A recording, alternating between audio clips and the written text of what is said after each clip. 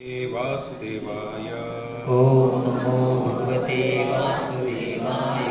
ओम नमो भगवते वासुदेवाय। ओम नमो भगवते वासुदेवाय। ओम नमो भगवते वासुदेवाय। ओम नमो भगवते वासुदेवाय। ज्ञानतिमिरन्धस्य ज्ञानाञ्जनशलाकया चक्षुरुन्मिलितं येन तस्मै श्रीगुरुवे नमः। श्रीचैतन्यमनोभीष्टं स्थापितं येन भूतले स्वयं रूपं कदा मह्यं ददामि स्वपदान्तिकं।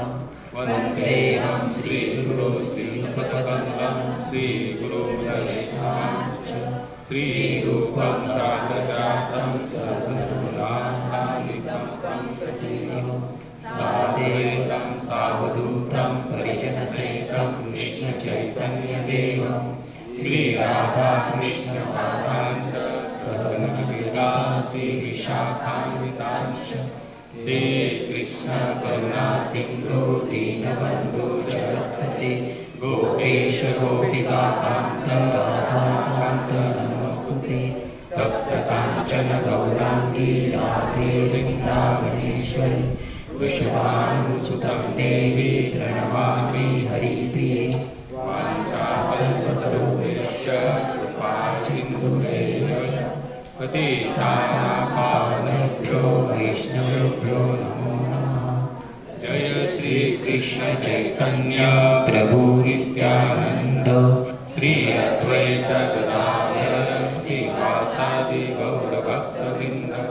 हरे कृष्णा कृष्णा कृष्णा हरे हरे राम राम राम हरे हरे। हरे कृष्णा कृष्णा कृष्णा हरे हरे। हरे राम राम राम हरे हरे। हरे कृष्णा कृष्णा कृष्णा हरे हरे। हरे राम राम राम हरे हरे। कृष्णाय वासुदेवाय देवकी नंदनाय च नन्दगोपकुमाराय गोविन्दाय नमो नमः। गोविन्दाय नमो नमः। गोविन्दाय नमो नमः।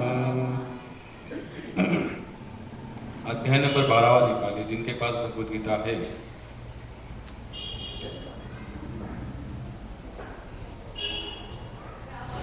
निर्विशेष ब्रह्म की पूजा करते हैं, इन दोनों में से किसे अधिक सिद्ध माना जाए। श्लोक नंबर 2। श्री भगवान उवाच मय्यावेश्य मनो ये मां नित्ययुक्ता उपासते श्रद्धया पर्योपेतास्ते मे युक्ततमा मतः। श्री भगवान म्हणाले, जे आपले मन माझ्या साकार रूपावर स्थित करतात आणि दृढ दिव्य श्रद्धेने माझी सतत उपासना करण्यामध्ये संलग्न झालेले असतात, ते माझ्या मते सर्वोत्तम आहेत। श्लोक नंबर 3-4 सोबत आहे। श्लोक जरी वाचायला जमला ना, खाली जे आहे ना, खाली म्हणून सांगतो ही भगवद्गीता प्रत्येक वेळी आणत जावा, काहीतरी उन्नती आपल्या हेल्प करतो। हा जो श्लोक आहे त्याच्या खाली बघा, सत्य बोलतो। ये त्वक्षरम् अनिर्देश्यम् अव्यक्तं पर्युपासते सर्वत्र गमचिन्त्यं च कूटस्थम् अचलं ध्रुवं सन्नियम्येन्द्रियग्रामं सर्वत्र समबुद्धयः ते प्राप्नुवन्ति मामेव सर्वभूतहिते रताः। इंग्लिश है। हाँ पढ़ो। But those who fully worship the unmanifested, that which lies beyond the perception of the senses, the all-pervading, inconceivable, unchanging, fixed and immovable, the impersonal conception of the absolute truth, by controlling the various senses and being equally disposed to everyone, such persons engaged in the welfare of all at last achieve me. हा श्लोक त्यांनी घेतला होता 3 आणि 4 याच्यामध्ये सांगतात, लेकिन जो लोग अपनी इंद्रियों को वश में करके तथा सबों के प्रति समभाव रखकर परम सत्य की निराकार कल्पना के अंतर्गत उस अव्यक्त को पूरी तरह से पूजा करते जो इंद्रियों की अनुभूति के परे है, सर्वव्यापी है, अकल्पनीय है, अपरिवर्तनीय है, अचल तथा ध्रुव है, वे समस्त लोगों के कल्याण में संलग्न रहकर अंततः मुझे प्राप्त करते हैं। श्लोक नंबर 5 बोलो।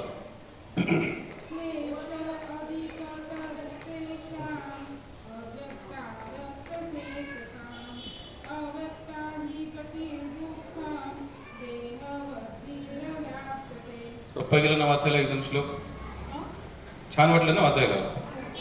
म्हणून ही भगवद्गीता ज्याच्याकडे नाही पुन्हा सांगतो एकदा घ्या तुम्ही. वाचा त्याचा अनुवाद. ज्यांचे मन परम सत्याच्या अव्यक्त निर्विशेष रूपामध्ये आसक्त झालेले आहे त्यांना प्रगती करणे अतिशय क्लेशदायक आहे. त्या मार्गात प्रगती करणे हे देहधारी जीवांसाठी नेहमीच अतिशय दुष्कर असते. श्लोक नंबर 6-7 प्रभुजी वाचताय का? बरं वाचा. ज्यांच्याकडे आहे त्यांनी वाचा. 6वा आणि 7वा श्लोक. ये तु सर्वाणि कर्माणि मयि सन्न्यस्य मत्परः अनन्येनैव योगेन मां ध्यायन्त उपासते तेषामहं समुद्धर्ता मृत्यु संसारसागरात् भवामि न चिरात् पार्थ मय्यावेशित चेतसाम्.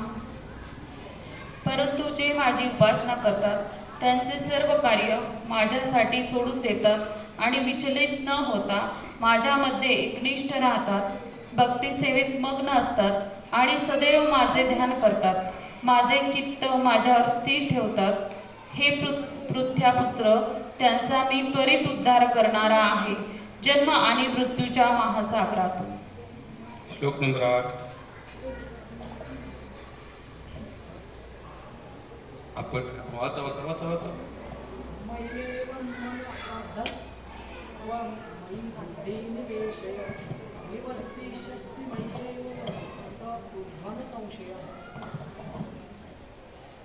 मुझ भगवान में अपने चित्त को स्थिर करो और अपनी सारी बुद्धि में मुझ में लगाओ. इस प्रकार तुम निस्संदेह मुझ में सदैव वास करोगे. श्लोक नंबर 9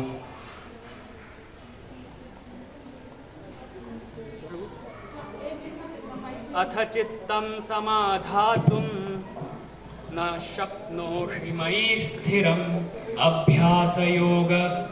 अभ्यासयोगेन ततो मामिच्छाप्तुं धनंजय. हे अर्जुन, हे धनंजय, यदि तुम अपने चित्त का विचल भाव से मुझ पर स्थिर नहीं कर सकते तो तुम भक्ति योग के विधि विधानों का पालन करो. इस प्रकार तुम मुझे प्राप्त करने की चाह उत्पन्न करोगे. अभ्यासे समर्थोसि मत्कर्म परमो भव मदर्थमपि कर्माणि कुर्वन् सिद्धिमवाप्स्यसि. यदि तुम भक्तियों के विधि विधानों का भी अभ्यास नहीं कर सकते तो मेरे लिए कर्म करने का प्रयत्न करो, क्योंकि मेरे लिए कर्म करने से तुम पूर्ण अवस्था सिद्धि को प्राप्त होंगे. श्रीमद् भगवद गीता की जय. देखिए, इसका जो नाम है क्या है? भक्ति योग. अगर आप लोग कभी ध्यान से कल परसों जब भी आपको समय मिले तो पहले श्लोक से लेके अंतिम श्लोक तो इसको थोड़ा सा देखना कि भगवान ने आपको बहुत सारे मार्ग बताए इसमें जो आपके अनुकूल है. नहीं है ऐसा नहीं है. लोग कहते हैं भगवान ये कहते हो, नहीं, भगवान ने हमको बहुत सारे मार्ग बताए. आप जिसको चुनना चाहते हैं उसको आप स्वीकार करो. पहला श्लोक क्या है? अर्जुन भगवान को पूछ रहे हैं. अर्जुन ने पूछा, जो आपकी सेवा में सदैव तत्पर रहते जो अव्यक्त निर्विशेष ब्रह्म की पूजा करते, इन दोनों में से किसी अधिक पूर्ण सिद्ध माना जाए. क्या कहा यहाँ पर अर्जुन ने? हे भगवान श्री कृष्ण, जो निर्विशेष ब्रह्मवादी में लगा हुआ है या फिर जो डायरेक्ट आपकी सेवा में लगा हुआ है, इन दोनों में श्रेष्ठ किसे माना जाए? आगे भगवान बताए. भगवान वैसे भगवान ने कहा, जो लोग अपने मन को मेरे साकार रूप में एकाग्र करते हैं और अत्यंत श्रद्धापूर्वक मेरी पूजा करते हैं, करने में सदैव लगे रहते, वे मेरे द्वारा सिद्ध माने जाते हैं. ध्यान रखना, अर्जुन ने भगवान को क्या पूछा है? किसे सिद्ध माना जाना चाहिए? एक तो वो जो निर्विशेष ब्रह्मवादी में लगे हुए, और वो जो भगवान के साकार रूप में लगे हुए हैं। आप लोगों ने देखा होगा अभी विठल मंदिर का काम शुरू है, एक्चुअली हम लोग भी अभी जाकर आए, पता है ना, न्यूज चैनल देखेंगे ना आप लोगों ने, तो वहां पर भगवान का जो ये बना रहा था अंत, तो उसमें से क्या निकले नीचे से? हाँ, किन की निकले? और पुरातन तत्व बता रहे हैं ये एक नहीं तो हजारों साल, यानी उनका जो भी अंदाज होगा पत्थर या जो भी है उनको देखने का उनको एक अंदाज लगता है कि ये बहुत साल पुराना है, और पता भी नहीं था कि कितने साल का हो। तो अचानक से वो काम कर रहे थे तो उनको नीचे गड्ढा से देखा, उन्होंने जाकर निकाला तो भगवान विष्णु की मूर्ति निकली। तो ये जो भगवान का साकार रूप का जो सेवा ना आज से नहीं चल रहा है, हजारों सालों से चल रहा है। कितने सालों से चल रहा है? हजारों सालों से चल रहा है। और जब अर्जुन यहाँ पर भगवान को पूछ रहे हैं कि आपके किस रूप को जो एकदम सरल हो, एक तो जो निर्विशेषवादी जो कहते, लोग क्या कहते, भगवान कैसे निराकार है, कैसे है? निराकार। आप निराकार में भगवान को माने, ये संभव है क्या? निराकार में हम भगवान को भी मान ही नहीं सकते, कैसे मान सकते हैं? भगवान निराकार भी है और साकार भी है, लेकिन साकार के माध्यम से आप निराकार तक पहुंच सकते हैं। बाबा आप लोग कहेंगे भाई साकार रूप जब मान ही लिया है, निराकार कैसे माने इसको? फिर कैसे संभव है? साकार की सेवा करते करते, जैसे आप लोग यहाँ जैसे समझ लो ये सिद्धिविनायक जी का मंदिर है, अगर कोई गणेश जी के प्रति अतुट श्रद्धा रखता है ना, तो पर डे मंदिर में आते आते आते उसका इतना अभ्यास हो जाता है, एक दिन वो मंदिर ना भी आए ना, फिर भी उसको गणेश जी का स्मरण। आप देखिए वो रोज तो पहले कहाँ आता था?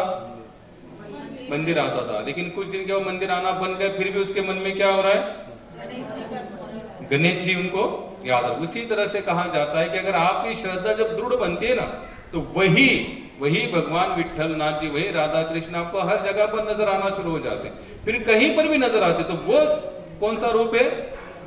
निराकार। डायरेक्ट आप निराकार रूप में भगवान को मान, और यहां पर भगवान आगे डिक्लेयर कर रहे हैं, मेरे मत से।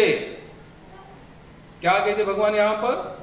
मेरे मत से। क्या कहा? से भगवान ने कहा, जो लोग अपने मन को मेरे साकार रूप में एकाग्र करते हैं और अत्यंत श्रद्धा पूर्वक मेरी पूजा करने में सदैव लगे रहते हैं, वे मेरे द्वारा सिद्ध माने जाते हैं। किनके द्वारा? बोलिए ना, मेरे द्वारा का मतलब है भगवान बता रहे कि अर्जुन तुमने जो पूछा, दो ऑप्शन दिए मुझे। ऑप्शन कितने दिए अर्जुन ने?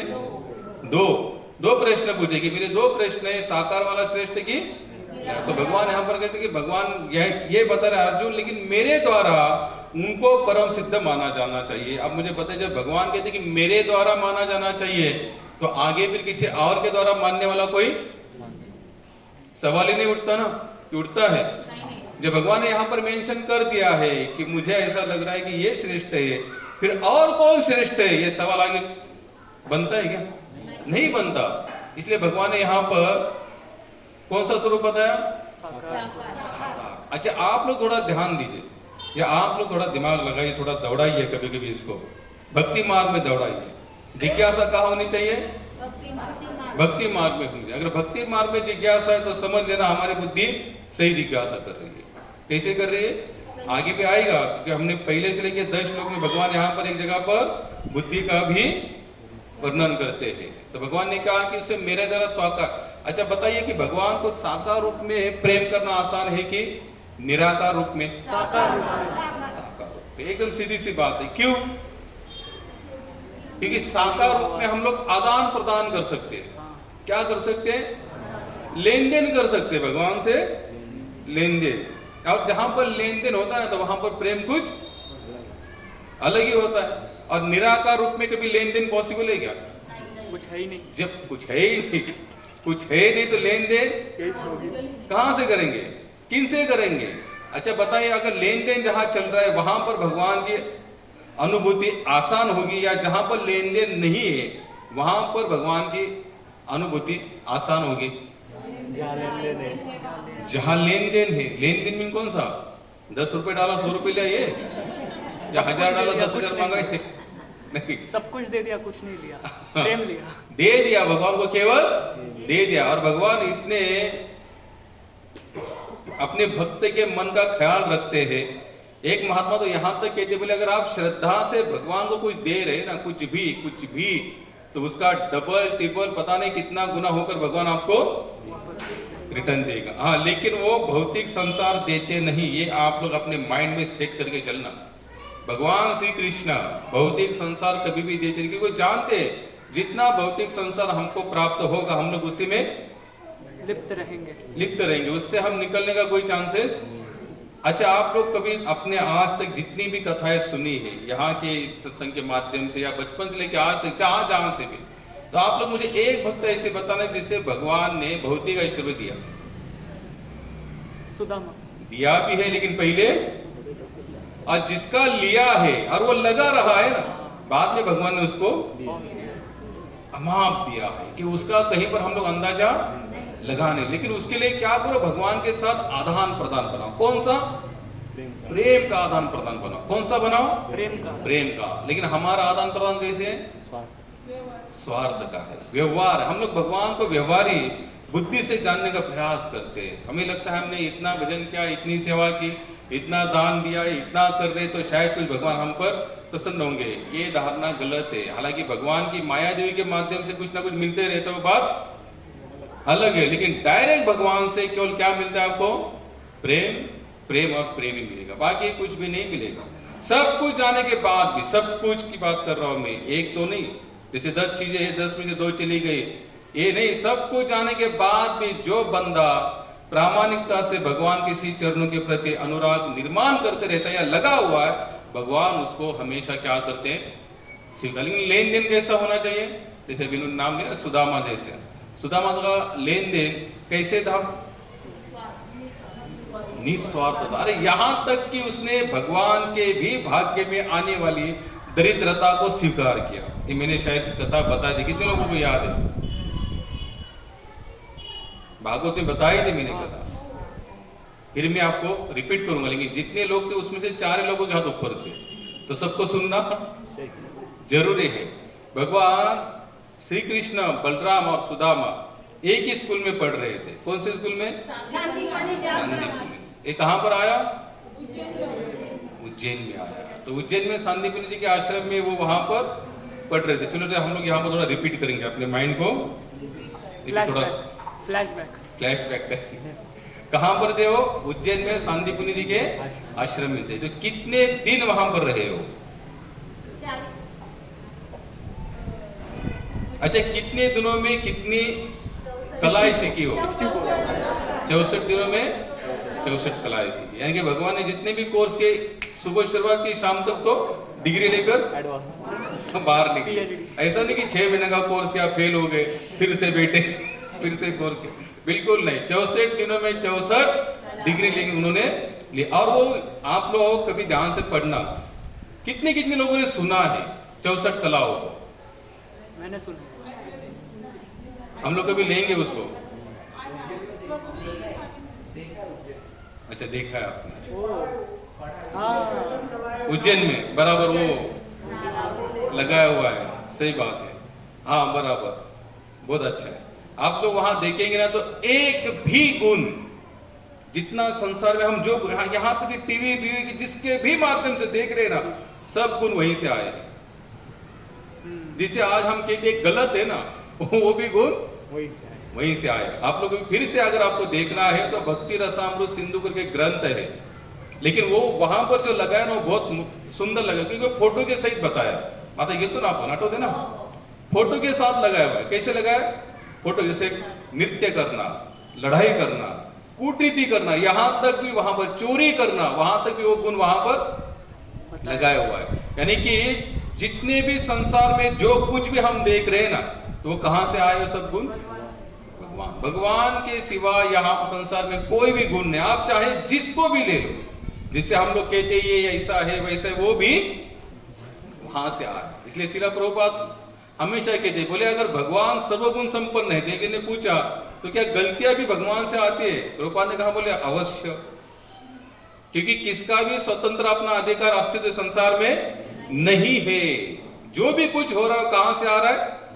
भगवान से आ रहा है। क्योंकि इसलिए तो भगवान को क्या कहते हैं? सर्वगुण संपन्न। तो वो वहां पर लिखाई पढ़ाई कर रहे थे। एक बार कौन आए वहां पर भिक्षा मांगने? 4 लोगों के हाथ ऊपर जाए तो 4 लोगों को आपको बोलना चाहिए।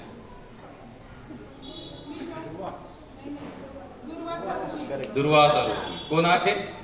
दुर्वासा ऋषि एक बार भिक्षा मांगने वहां पर आए तो उन्होंने पूछा सांदीपनि जी के आश्रम में कि कुछ खाने पीने, कुछ प्रसाद, कोई भंडारा बचा है? तो एक दिन ने कहा कि महाराज यहाँ पर तो कुछ है ही नहीं। बोले आप खाली झोली लेकर आपको खाली झोली ही जाना पड़ेगा। दुर्वासा ने सोचा यार ये कभी संभव नहीं हो सकता, आश्रम हो और आश्रम में कुछ ना हो, ये कभी हो नहीं सकता। अब जिन्होंने कहा तो उन्होंने मान लिया, थोड़ा आगे चले, लेकिन बोले ऐसा तो हो नहीं सकता, कुछ ना कुछ तो यहाँ पर होगा। तो उन्होंने दिव्य दृष्टि से देखा तो उनको एक जगह पर कहीं पर चने लिखे हैं, कहीं पर पोहे लिखे, जो भी हम लोग चने गिनेंगे, ठीक है। तो उन्होंने क्या देखा कि एक उस संदीपनि जी के आश्रम में एक इसमें क्या है, थोड़े बहुत चने हैं। तो तुरंत चले आए। तुरंत चले आने के बाद उन्होंने फिर पूछा, बोले चने होने के बाद भी आप लोगों ने ऐसा क्यों कहा कि मेरे आश्रम में कुछ नहीं है? जाओ बोले मैं श्राप देता हूं, जो भी ये चना खाएगा वो दरिद्र बनेगा। क्या श्राप दिया? देखो भगवान से मैं आदान प्रदान की बात कर रहा हूं। सुदामा के लिए भगवान ने 3 मुठ में सब कुछ, ब्रह्मांड दे दिया, अपना वैकुंठ तक दे दिया, खुद को भी नवचार कर रहे थे, लेकिन कब? जब ऐसा आदान प्रदान किया। तो उन्होंने जब श्राप दिया दुर्वासा जी ने कि जो भी ये चने खाएगा वो क्या बनेगा? दरिद्र बनेगा। जैसे ये सुना, किन्होंने? सुदामा जी ने सुना। दुर्वासा से श्राप देकर तो चले गए। सुदामा जी ने सुना, भैया देखो अब ये आश्रम के चने हैं तो हर कोई इसको खाएगा, और हर कोई खाएगा तो मेरे भगवान श्री कृष्ण भी इसे खाएंगे, और इनका श्राप तो कभी फेल नहीं जाएगा। तो इनको भी दरिद्रता देखनी पड़ेगी। उससे अच्छा क्या कर दो, पूरे चने नहीं खा लेता। तो क्या क्या उसने, सुदामा ने जितने भी चने थे सब खा लिए, और सबके भाग्य की दरिद्रता उन्होंने अपने सर पर ले ली। कितना ही ऐसा आदान प्रदान संभव है? कभी इमेजिन करें कि हम लोग हैं तो हम लोग क्या, बाढ़ दो, मत खा, सबको बाढ़ दो, मैं नहीं खाऊंगा, मुझे दरिद्रता और मेरे फैमिली में नहीं चाहिए। और रहे भगवान के पास, भगवान को भी दरिद्रता बनते नहीं। हमारा माइंड काम करना शुरू कर देगा, भाई भगवान थोड़ी ना भिखारी बनेंगे, भगवान तो सर्वगुण संपन्न है। लेकिन ये प्रेम नहीं होता। प्रेम का मतलब होता है कि भगवान के प्रसन्नता के लिए हम किसी भी स्तर पर उतरते, उसे कहते हैं प्रेम। प्रेम इतना आसान नहीं है। प्रेम शब्द बोलना आसान है, हम कहते कि मेरा इस पर प्रेम है, वो कहता है मेरा इस पर प्रेम है, ये सब झूठा नाटक है, इसमें कुछ सच्चाई, इसमें कोई तथ्य नहीं, सब कुछ फेल है। क्या है? सब हट्टे कट्टे, अच्छा जब तक अच्छा चल रहा है तब का सबका प्रेम ऐसा उबलता रहता है, लेकिन कहीं पर प्लस माइनस हो जाता है तो काहे का प्रेम, फिर काहे का पति और काहे की पत्नी, हट तुम तुम्हारे घर में मेरे घर, तलाक तलाक तलाक, सब कुछ खत्म। सुदामा जी ने यहाँ पर चने खाए और भगवान के भाग्य की भी दरिद्रता उसने ले ली। लेकिन लेने के बाद जब भगवान के देने की बारी आई, कि वो भी मांगा नहीं सुदामा, फिर भी सुदामा मांगा नहीं, ऐसे ही चला गया, पत्नी के कहने से चला गया, फिर भी जाने की इच्छा नहीं थी। पत्नी ने बोला नहीं जाओ, वो भी, उसको भी पता नहीं था। एक जन ने कहा कि भैया सुदामा तो कृष्ण कृष्ण का नाम रटता रहता, तुम्हारे पति का दोस्त है, भगवान श्री कृष्ण क्या है, सोने की नगरी में रहते हैं, बोले एक बार भेज तो बिना मांगे सब कुछ मिलेगा। तो इसको पत्नी को लगा शायद सुदामा कुछ ना कुछ मांग। मैं फिर बता रहा हूं आदान प्रदान कैसे होना चाहिए। बच्चों को खाने के लिए भी कुछ नहीं मिलता था, फिर भी सुदामा के मन में तनिक भी कभी विचार नहीं आया कि मैं जिसका भजन कर रहा हूं ना उससे कुछ मांगू। और हमारा भजन ही शुरू होता है मांगने की लिस्ट लेकर। हमारा भजन कैसे शुरू होता है? मांगने की लिस्ट। कमियां जितनी जितनी नजर आती उतना होता भजन बढ़ाते जाते हैं। लेकिन फिर भी इसी श्लोक में भगवान आगे बताते, इसे अध्याय में हम लोग आगे ढूंढते जाएंगे। मैं फिर बता रहा हूं, यहाँ आदान प्रदान देखना, बस कैसे आदान प्रदान होना चाहिए। यहाँ पर सुदामा के पास मांगने जैसी बहुत सारी चीजें ऐसी है कि उसके पास नहीं है। वो भी कौन सी चीजें है? जरूरत वाली चीजें। 2 टाइम प्रसाद भी सुदामा को मिलता नहीं था, फिर भी कभी मन में ये नहीं आया कि जा रहा हूं भगवान के पास, जाकर इतने सालों से भजन कर रहा हूं तो कुछ ना कुछ मांगो। लोगों ने पूछा कि सुदामा इतना भजन करने के बाद भी इतनी दरिद्रता क्यों? तो कहते कि सुदामा भागवत में कहीं पर भी अनेक महानुभाव भागवत कथाकार कहते हैं, एक जगह पर भी सुखदेव महाराज जी ने सुदामा जी को दरिद्र नहीं कहा। सबसे इंपॉर्टेंट बात तो ये है। और संसार में मेरे हिसाब से 90% लोग जितनी कथा ये जानते सुनते हैं ना, वो सुदामा को क्या कहते? दरिद्र। अरे कथा जहां से निकली है उसके लेखक व्यासदेव या सुदामा या सुखदेव महाराज कहीं पर नहीं लिखते कि सुदामा, लेकिन इतना जरूर लिखा है कि सुदामा की पत्नी क्या थी? क्यों?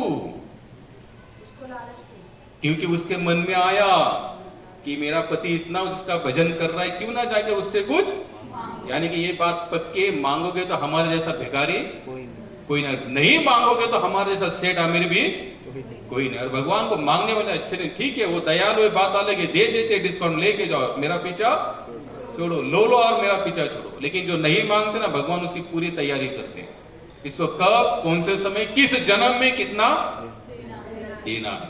अब चलो मांग भी लिया तो कितने दिन तक साथ में रहेगा? थोड़ा आप लोगों को भी सोचा क्या?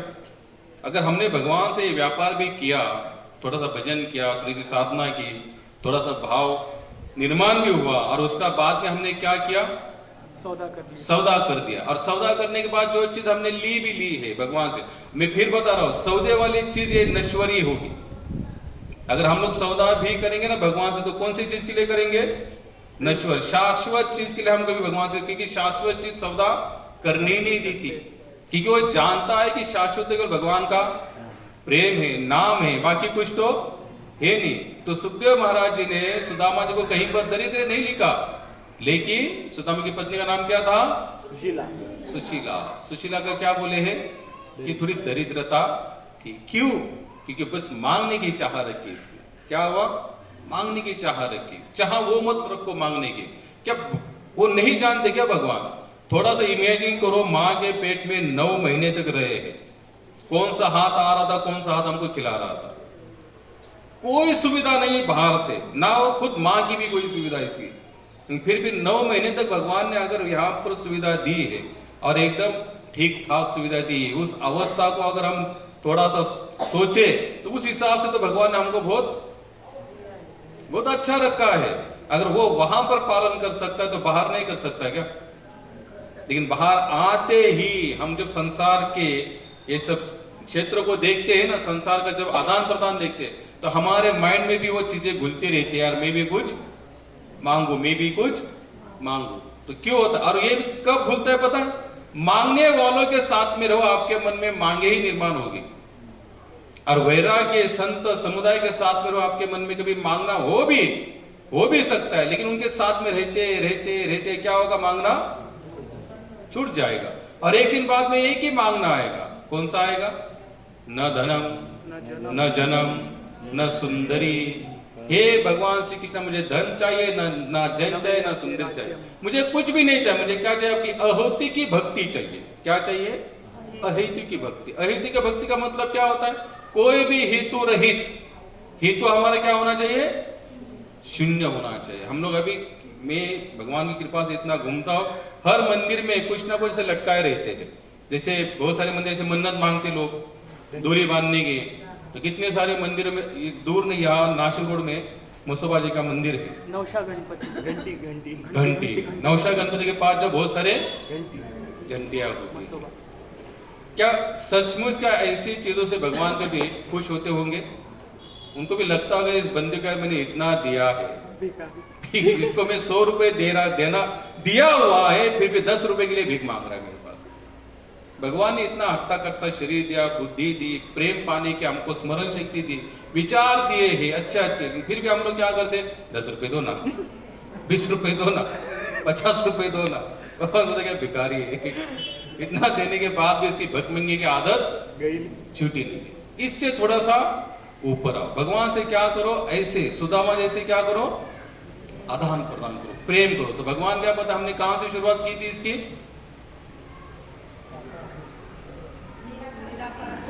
हाँ, निराकार और साकार। लेकिन साकार रूप में कौन सा आदान प्रदान होना चाहिए? भगवान के लिए कुछ भी करने के लिए तत्परता हो रही, भले उसमें हमारा पूरी तरह से सब कुछ नष्ट हो जाए। कौन सा भौतिक संसार नष्ट होता है? जो नष्ट होने वाला ही नष्ट हो रहा है, नष्ट हो रहा है, नष्ट होने वाला ये है।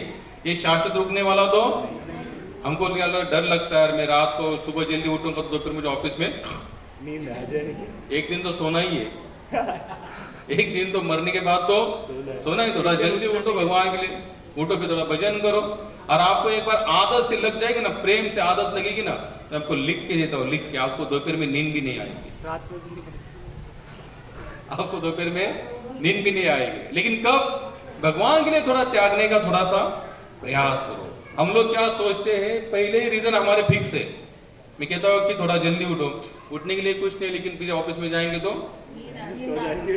तो हमने पहले फिट करके रखा है, सेट करके रखा है। जल्दी उठेंगे तो दोपहर में सोएंगे, दोपहर में सोएंगे तो फिर हमारा भौतिक नुकसान हो जाएगा। लेकिन यहाँ आध्यात्मिक हो रहा है, उसका कुछ पड़ा नहीं। ये होता है होने दो, हाँ उठेंगे, रिटायर होंगे, फिर जुड़ेंगे, आश्रम जाएंगे, फिर उन्हें कुछ नहीं कर सकते। शिला भक्तिपाल कहते हैं वर्तमान, प्रेजेंट। उस महात्मा का एक ही जोर था, जिन्होंने वर्तमान में जीना सीख लिया उनका ही भविष्य बढ़िया है, उज्जवल है। जिन्होंने वर्तमान को ही फ्यूचर के ऊपर ढकेल दिया है, उनका फ्यूचर कभी आने वाला नहीं है। क्योंकि फिर फ्यूचर आएगा, फिर आप क्या सोचेंगे, फिर और एक बार फ्यूचर आएगा। तो ऐसे करते करते एक दिन कौन आएगी? फ्यूचर आएगा, सच्चा फ्यूचर आएगा, मौत आएगी, महाकाल आएगा, और बाद में आपको उठाकर ले जाएगा। फिर उसको क्या आप बोलेंगे, भाई रुको थोड़ा फ्यूचर बाकी है, अब यार चल मेरे साथ डबल सीट बैठे और आगे चलो। तो भगवान यहाँ पर क्या बताते, साकार रूप में मेरे साथ प्रेम करो। कौन से? साकार। आजकल लोग बहुत सारे निराकार रूप का भी प्रचार करते हो, गलत है। मैं निराकार को ना नहीं बोल रहा हूं, लेकिन साकार ही बाद में क्या बन जाता है। एक महात्मा बहुत अच्छा एग्जाम्पल देते, जैसे पानी है ना, पानी का कोई आकार है क्या? कोई आकार नहीं है पानी का। लेकिन जैसे उसको अगर किसी आकार में लाना है तो उस साँचे में डालकर कहाँ रखना पड़ेगा?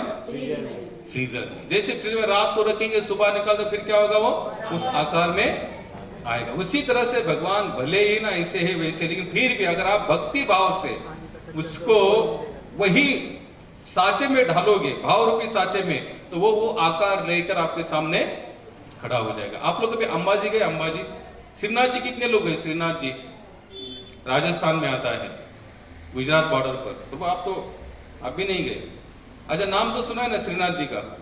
अच्छा, आपने उनका भी श्रृंगार देखा? जैसे हमारे यहाँ पर विठल नाथ जी है, द्वारका में द्वारकाधीश है, उसी तरह श्रीनाथ जी भी है। आपने नाम तो सुना होगा श्रीनाथ जी, भगवान श्री कृष्ण है, ऐसे एक हाथ ऊपर, हाँ ऐसे एक हाथ, उनका भी श्रृंगार देखा आपने?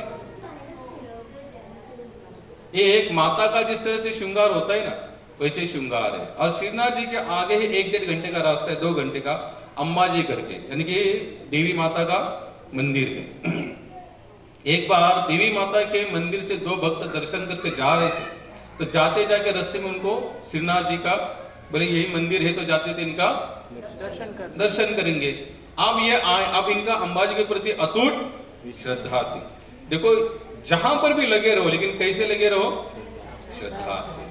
भक्ति विनोद ठाकुर का बुक है जय वे धर्म, उन्होंने तो वहां तक इतना लिखा, अगर आप किसी देवी देवता की निस्वार्थ भाव से पूजा करते, कैसे? निस्वार्थ भाव से, तो वो देवी देवता आपको कहां लाके छोड़ेंगे? भगवान श्री कृष्ण के चरणों। उनका काम ही वही है, उनका काम ही। लेकिन अगर उनसे अगर कुछ आदान प्रदान करते रहेंगे तो वो लोग भी आपको वहीं पर रुका के रखेंगे, बोले रुके रहो यहीं पर, आगे जाने के आपको तुम्हारी क्वालिटी नहीं है। आप उनके साथ कुछ मत मांगो, फिर वो कहां लेके जाएंगे आपको? गणेश जी की भी सेवा अगर आप लोग करते निस्वार्थ भाव से, कहां लेके जाएंगे? ब्रह्म संहिता में कौन सा श्लोक है? यत्पाद पल्लविगम विनिधाय कुंभ द्वैंदे प्रणाम समय से गणाधिराज विज्ञान विहिंत मलमस्य जगत्रयस्य गोविंदम आदि पुरुषम तमहा भजामि। गणेश जी क्या करते? ब्रह्मा जी खुद लिख रहे, बोले क्या क्या इन्होंने, भगवान श्री कृष्ण ने इनको 2 कार्य सौंपे हैं। इस संसार के सुख दुख जिनको चाहिए वो सब क्या करो? दुख का निवारण करो, सुख चाहे उनको सुख दे दो। और वही गणेश जी ने भगवान श्री कृष्ण के दोनों चरण कमल अपने कुंभ पर धारण किए हैं। कहां पर? कुंभ पर, और इनकी निस्वार्थ सेवा करेंगे तो ये आपको कहां लेके जाके छोड़ेंगे? भगवान श्री कृष्ण के। शिव जी भी वही काम करते हैं। शिव जी का भी क्या काम है, शंकर जी का? अगर आप वहां पर निस्वार्थ भाव से लगे हुए हैं ना, तो वो आपको कहां लेके जाएंगे? लेकिन अगर आप उनसे अगर छोटी मोटी चीजें मांग रहे, आपको देकर वो अपना पीछा छुड़ाएंगे और आपको भी ऐसे हवा में लटका देंगे, छोड़ देंगे। लेकिन अगर निस्वार्थ भाव से प्रेम करेंगे तो आपको कहां लेके जाएंगे? कितने सारे एग्जाम्पल है। हमारे विठलनाथ जी के एक भक्त थे, उनका नाम था नरहरि सोनार। क्या था? नरहरि सोनार। उन्होंने पूरे जीवन काल में शिव जी से कुछ नहीं मांगा, लेकिन शिव जी के एकदम कट्टर भक्त थे। यानी कि शिव जी के सिवा किसी और को देखने की भी उनकी इच्छा, नाम तो लेने की दूर के बात है, देखने की भी इच्छा नहीं थी। रहते कहां थे? पंढरपुर में। तो पंढरपुर में कौन है राजाधिराज? विठलनाथ। तो विठलनाथ के भक्तों को लगा क्यों ना भगवान के लिए क्या बनाया जाए? कमरपट्टा। अब कमरपट्टा बनाया जाए तो फिर उन्होंने देखा भगवान के लिए बनाए तो सबसे नामी इंसान होना चाहिए। कैसे होना चाहिए? नामी। प्रॉपर भक्त क्या करेगा? भगवान की ऐसे बोले ना, क्षुल्लक पुल्लक सेवा नहीं करेगा, वो करेगा तो एकदम बढ़िया। आपने कभी न्यू वृंदावन के बारे में कभी आप कभी नेट पर कभी पढ़ना, स्वामी भक्तिपाद जी ने न्यू वृंदावन बांधा ना, उन्होंने संसार के जितने भी 42 प्रकार के स्टाइल लाए वहां पर। जैसे भारत में सबसे सुप्रसिद्ध स्टाइल कौन सा है? मकराना, मार्बल। जितने भी संसार में जितने भी महंगी महंगी चीजें थी उन्होंने कहां लाई? हो न्यू वृंदावन। इस भारत से हाथी, घोड़े, मोर यहां से लेके गए, क्योंकि अमेरिका के अंदर सफेद मोर मिलता है। तो उन्होंने सोचा वहां वो मोर है, क्यों ना हम जो शास्त्र में जिसका वर्णन किया जिस मोर का, उसी मोर को लेके थे। उन्होंने जहां से यहां पर हाथी और मोर। लोगों ने पूछा महाराज इतना खर्चा? बोले खर्चा खर्चा कुछ नहीं, जिसकी सेवा कर रहे हैं ना वो कौन है? साक्षात श्री कृष्ण, साक्षात भगवान कृष्ण। और उनके लिए कुछ भी करो, क्या है? छोटा ही है, छोटा ही है, उसमें कुछ नहीं। आप लोग कभी ध्यान से देखना, कभी पढ़ना, न्यू वृंदावन में पूरा सोना ही सोना लगाया। इतना सोना लगा कि हम लोग सोच भी नहीं सकते, इतना सोना उन्होंने लगाया। और सोच क्या आती कि संसार का सबसे बड़ा मंदिर, शायद आज भी उतना बड़ा प्रोजेक्ट नहीं है। क्या है प्रभु? बिल्कुल नहीं, बिल्कुल आज भी उतना बड़ा प्रोजेक्ट नहीं है। और 1, 2, 3 नहीं, पूरे संसार में 11 देशों में ऐसे मंदिर बांधने उनका सपना था। और सपना भी कैसे था? ऐसा एकदम हिला डुला सपना नहीं था, कट्टर सपना। City of God. शरीर छोड़ने से 3 दिन पहले, शायद मैंने एग्जाम्पल आपको इसके पहले ही बताया हुआ, 3 दिन पहले उनको पूछा कि महाराज आज आपकी सेवा करने की कौन सी इच्छा है? शरीर छोड़ने से प्रभु 3 दिन पहले। जिनका शरीर ऐसे दबाने से शरीर से पानी निकल रहा है, और डॉक्टर आने के बाद कहते हैं कि हो सकता है शाम तक, हो सकता है कल सुबह तक, हो सकता है कल शाम तक शरीर छूटे। इस अवस्था में उनको पूछा गया कि महाराज इस कंडीशन में आप कौन सी सेवा करना चाहते हैं? तो भक्तिपाद जी ने आंसर क्या दिया? मैंने एक ही मंदिर बांधा, गोल्ड ऑफ पैलेस। अभी भी मेरी 10 मंदिर बांधने की अभी भी मेरी तीव्र आशा है। 108 palace of gold 108, city of God 11।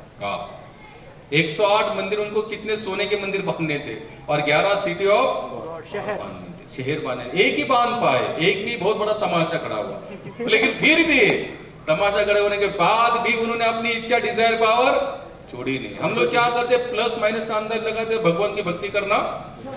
मैं उस दिन संडे भीड़ में था, तो भीड़ में यही टॉपिक निकला था। मैं कथा करते करते मुझे स्मरण हुआ, हम संसारी लोग, समझ लीजिए अगर आपने कहीं पर एक अच्छा कोई खासा काम किया, बहुत अच्छा समाज के लिए अच्छा काम किया, ठीक है, और आपने ये सोच कर किया कि इसमें समाज की भलाई हो, लेकिन वहां पर समाज इकट्ठा आकर आपने जो सोचा था सब उल्टा हो गया। क्या हो गया? सब उल्टा हो गया। तो बाद में आप क्या करेंगे? फिर वैसा ही दूसरा कोई कार्य हाथ में लेंगे? क्या बोलेंगे? अरे यार पहले बना दिया, इसमें इतने लपड़े, इतने मारपीट, इतनी तमाशा हो गया, दूसरा ऐसे बनाना नहीं। भक्तिपाद जी ने अंतिम क्षण तक, भले मैंने पहली योजना इतनी बड़ी बनाई, इतना बड़ा तमाशा हुआ, जो भी हुआ, फिर भी मैं वैसी अपनी योजना बनाऊंगा। एक भक्त के लक्षण होते, वो संसार का रिजल्ट पे मानते नहीं। अरे होने दो, लड़ाई होती है होने दो, दूसरा खड़ा करेंगे, तो होता है तो होने दो, तीसरा खड़ा करें। क्यों? वो जानते भी भगवान के लिए कर रहा हूं, मैं संसार के लिए नहीं कर रहा। तो ये संसार भक्त में क्या होता है? अंतर होता है। मेरी कोई कथा बीच में छूट गई, मुझे याद दिलाओ। वो वृंदावन में शिव भक्त, पंढरपुर में शिव भक्त। यानी कि आप लोग सुन रहे हैं, नरहरि सोनार थे। तो वहां के विठल ने, भक्तों ने सोचा भाई भगवान को कमर पट्टा बनाया तो बनाने वाला भी कैसे होना चाहिए, एकदम पोछा हुआ बंदा होना चाहिए। तो सब आए, अरे ऐसे पोछे हुए थे, यानी कि कारागिरी में भी उनका बहुत हथकंडा था, लेकिन भगवत भक्ति में भी यानी कि शिव जी की भक्ति में भी वो कैसे थे, पोछे हुए थे। तो उन्होंने आकर कहा भैया देखो विठल जी का कमर पट्टा बनाना है, आप उनका थोड़ा साइज ले और चलो। बोले माफ करना महाराज, और कोई काम होता मैं जरूर करता, लेकिन मैं शिव जी को सिवा छोड़कर किसी अन्य को चेहरा भी देखना नहीं चाहता। तो सबने समझा हाँ ना करते करते करते बीच में एक सोल्यूशन निकला। तो सबने कहा एक काम करो, आपका टारगेट क्या है कि शिव जी की सिवा किसी और का मुख दर्शन करना है नहीं, तो कहां से होगा मुख दर्शन, तो आंखों से होगा। और माप कहां से लेना है, हाथों से लेना है। तो हम क्या करते, आप चलिए मंदिर विठल जी के, हम आपके आंखों पर पट्टी बांध देंगे कि माप तो आपको कहां से लेना है, हाथ से लेना है। वो तो आंखों का कोई लेना देना है नहीं, जितना माप लेंगे उतना बाद में आकर गिनेंगे, यहाँ से यहाँ तक ये छोड़ दो। बोले चलिए ये बात ठीक है। अब उससे क्या हाँ ना में उन्होंने बात को मान लिया, चले आए। चले आने के उनके आंखों पर पट्टी बांध दी कि उन्होंने माप की दूरी ले ली। और माप का दूरी लेते लेते जब वो माप की दूरी यानी कि माप ले रहे थे, अब भाई उनका अभ्यास तो इतना हो, शिव भक्त थे, तो जैसे माप लेने चाहते उनको क्या नजर आता था, हाथों को क्या लगता था, पिंड लगती थी, शिव जी की पिंड। ये बोले अरे ये तो बोले विठल जी की कमर, बोले कमर ऐसी होती नहीं, ये तो बोले मेरे शिव जी की पिंड है। सब बोले नहीं बाबा, तुम तो विठल जी के मंदिर में हो, तुम जहां माप ले रहे हो कौन है साक्षात खड़े, विठल जी खड़े। बोले नहीं हाँ ना करते, बोले इनसे रहा नहीं गया, नरहरि सोनार जी को रहा नहीं गया। तो बोले मेरे आंखों की पट्टी खोलो। बोले आप लोग सब झूठ बोल रहे हो। जैसे पट्टी खोली तो सामने कौन नजर आए, विठल नाथ नजर आए। फिर उन्होंने कहते बोले मैं क्या होगा, मैं से गलती होती। एक महात्मा बोले गलती नहीं, बोले तुम्हारे शिव जी को विठल नाथ ने कहां धारण किया है, सिर पर। आप लोग कभी विठल जी का पूरी तरह से जब जो सुबह जो श्रृंगार होता है ना, जिसे हम काकड़ा कहते हैं, दर्शन आप नेट पर भी डालकर आप लोग देख सकते हैं। विठल जी का सर हमारे सर जैसा नहीं है, आंखों से कितना ऊपर सर है हमारे, केवल 4 उंगली है ना। और जगह पर भी देखना आप, जैसे श्रीनाथ जी जाना, द्वारकाधीश जाना, वहां पर भगवान का सर हमारे जैसे सर जैसा, यानी कि इतना ही है, आंखों से 4। लेकिन विठल नाथ जी कितना पता है, आंखों से ऊपर कम से कम एक इतना बड़ा ऊपर है। और ऊपर का स्वरूप कैसे है, शिवलिंग जैसा है, पूरा शिवलिंग। नेट पर भी डालकर आप लोग देख सकते हैं। तो कहते भैया तुम्हारे तो भक्तों को भगवान ने कहां धारण किया है, अपने सिर पर। तब से वो फिर वो भी भगवान विठल जी के भक्त। मैं आपको क्यों बता रहा था ये सब, अगर आप किसी देवी देवता की भी निस्वार्थ भाव से पूजा करते हो, आपको कहां लेके छोड़ेंगे, भगवान श्री कृष्ण है। क्योंकि श्री कृष्ण ही हमारे अंतिम यानी कि जीवात्मा का अंतिम लक्ष्य क्या है, परम पिता परमात्मा को पाना। दूसरा कोई हमारा लक्ष्य है नहीं। पहला श्लोक हुआ, दूसरा श्लोक हुआ। अब सेकंड श्लोक में भगवान ने क्या बताया, मेरा मत है। कौन सा मत था, साकार जो साकार रूप में मेरी सेवा करता है। भगवान आगे बता रहे, तीसरे श्लोक में भगवान बता रहे, लेकिन जो अपनी इंद्रियों को वश में करके तथा सेवा के प्रति समभाव रखकर परम सत्य की निराकार कल्पना के अंतर्गत उस अव्यक्त की पूरी तरह से पूजा करने, जो इंद्रियों की अनुभूति के परे है, सर्वव्यापी है, अकल्पनीय है, अपरिवर्तनीय है, अचल ध्रुव है, ऐसे वे समस्त लोगों के कल्याण में संलग्न रहकर अंततः मुझे ही प्राप्त करते हैं। यानी कि आखिर आपको कहा जाना है, भगवान ने यहाँ पर तीसरे और चौथे श्लोक में बता दी है, अर्जुन फिर भी जो साकार रूप में नहीं भी लगे हुए और कहाँ लगे हुए, निराकार रूप में लगे हुए, जो अकल्पनीय है, अपरिवर्तनशील है, वो भी आखिर उनको भी कहाँ आना पड़ता है, मेरे तक। लेकिन भगवान आगे बता, जिन लोगों के मन परमेश्वर के अव्यक्त निराकार स्वरूप के प्रति आसक्त है, उनके लिए प्रगति कर पाना अत्यंत कष्टप्रद है। भगवान आगे बता रहे अत्यंत कष्टप्रद है। देहधारियों के लिए उस क्षेत्र में प्रगति करना दुष्कर है, सदैव दुष्कर है। क्या कहा भगवान ने, निराकार रूप को नाकार नहीं दिया, लेकिन फिर भी क्या बता रहे कि देहधारी प्राणियों को, यानी कि हमें उस मार्ग से वहां तक पहुंचना भगवान बताते इम्पॉसिबल है, संभव नहीं। क्यों, क्या होता है उसमें, अपने को मन इंद्रिया इनको क्या करना पड़ता है, दमन करना पड़ता है। इसको बहुत कठोरता से इसके ऊपर अंकुश लाना पड़ता है, लेकिन संभव है और इस युग में तो संभव ही नहीं है। आप बेटे बेटे यहाँ के 9 के 9:30 10 होने दो, एक आध दो माता उठ के चली जाएगी, 11 होने दो, एवरीडे के सत्संग वाले भी थोड़ा थोड़ा उठकर चले जाएंगे, 12 बजे दो, प्रभु जी आप सुबह तक चलते रहो, हम जाते मंगल आरती में। हम मंगल आरती में आते हैं। निराकार रूप में ये सब कंसेप्ट नहीं आता। अगर आप लगे हैं तो आपको लगे ही रहना पड़ेगा, फिर चाहे ना टूट जाए, सब कुछ खत्म हो जाए। लेकिन क्या ये संभव है? लेकिन भक्ति मार्ग कैसे है? हमारा भक्ति मार्ग कैसा है? बहुत आसान है। कैसे है? बहुत आसान है। इसलिए तुकाराम महाराज बताते कि ये हमारे वारकरी संप्रदाय में या भक्ति मार्ग में कोई भी ज्वाइंट हो सकता है, कोई भी, यानी कि चोरी करने वाला भी हो सकता है, खाकर सोने वाला भी हो सकता है, उसको भी यहाँ पर मनाही नहीं है। वृंदावन की तो लीला, इतने लोग कहते बोले वृंदावन जैसे धाम में खाकर सोने का मतलब होता है दंडवत करना। क्या होता है? आपने खा लिया महाप्रसाद, सो लिए तो आप क्या कर रहे? दंडवत कर रहे। किसी को गाली दे रहे तो आप क्या कर रहे कि भगवान ब्रजवासियों के मुख के माध्यम से आपके ऊपर कृपा बरसा रहे। क्या बरसा रहे? कृपा बरसा रहे।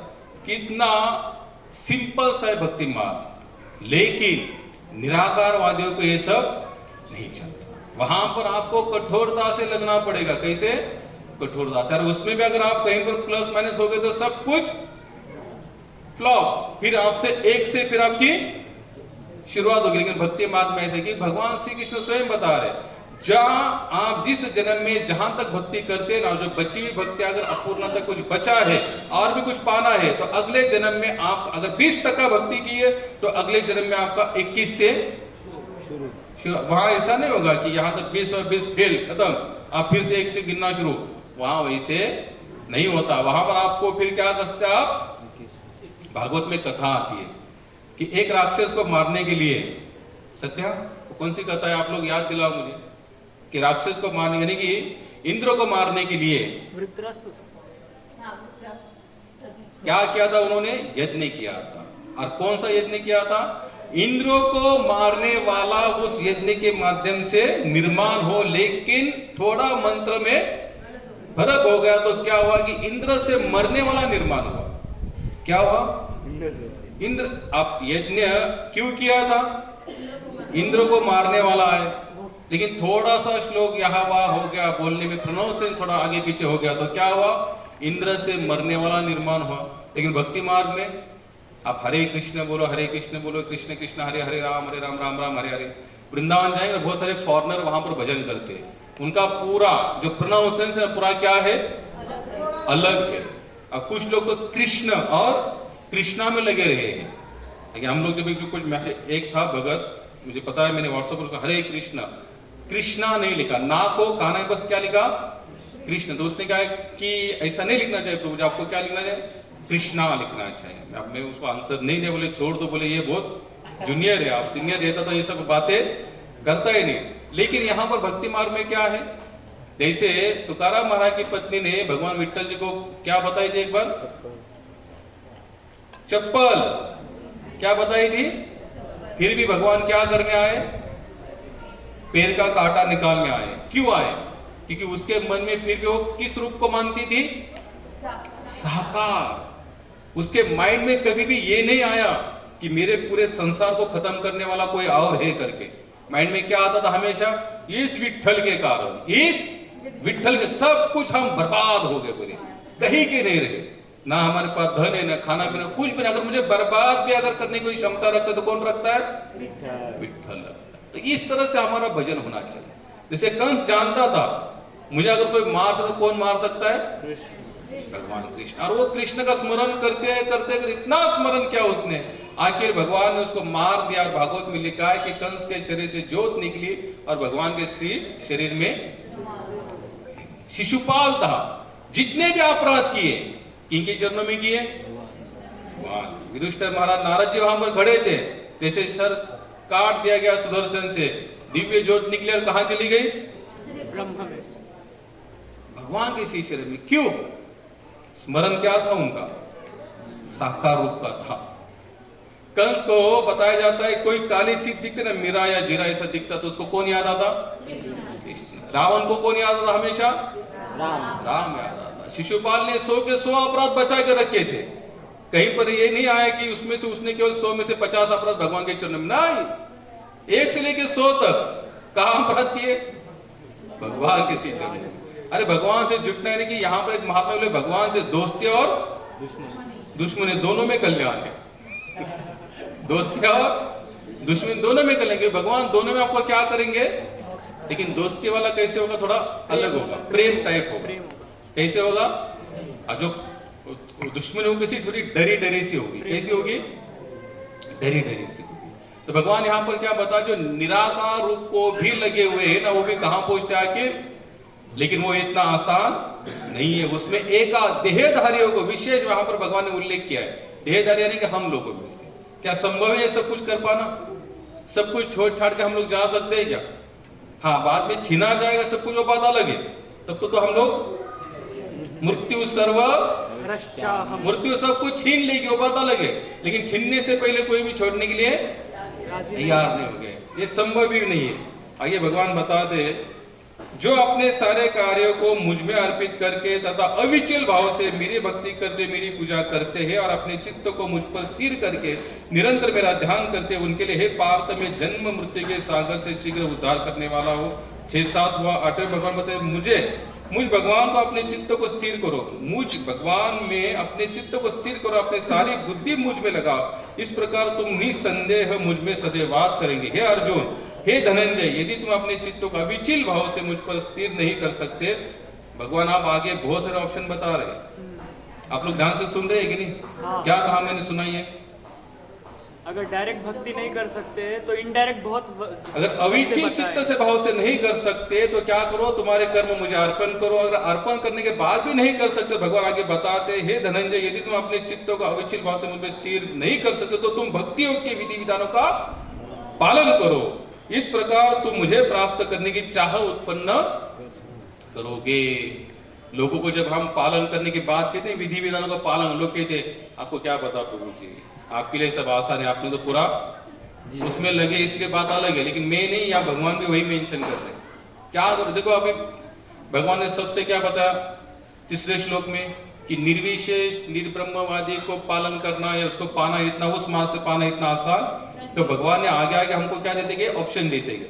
फिर भगवान, यदि तुम भक्तियों के विधि विधानों का भी अभ्यास नहीं कर सकते तो मेरे लिए कर्म करने का प्रयत्न करो, क्योंकि मेरे लिए कर्म करने से तुम पूर्ण अवस्था सिद्धि को प्राप्त होगे। और हाँ, क्या बताया यहाँ पर? अविचल भाव होकर तुम अपने चित्त में मुझे सदैव देखने का प्रयास करो। ये नहीं कर सकते तो भक्ति मार्ग का विधि विधानों का पालन करो, और विधि विधानों का भी पालन नहीं कर सकते तो हर एक कर्म मेरी प्रसन्नता के लिए ये आसान है।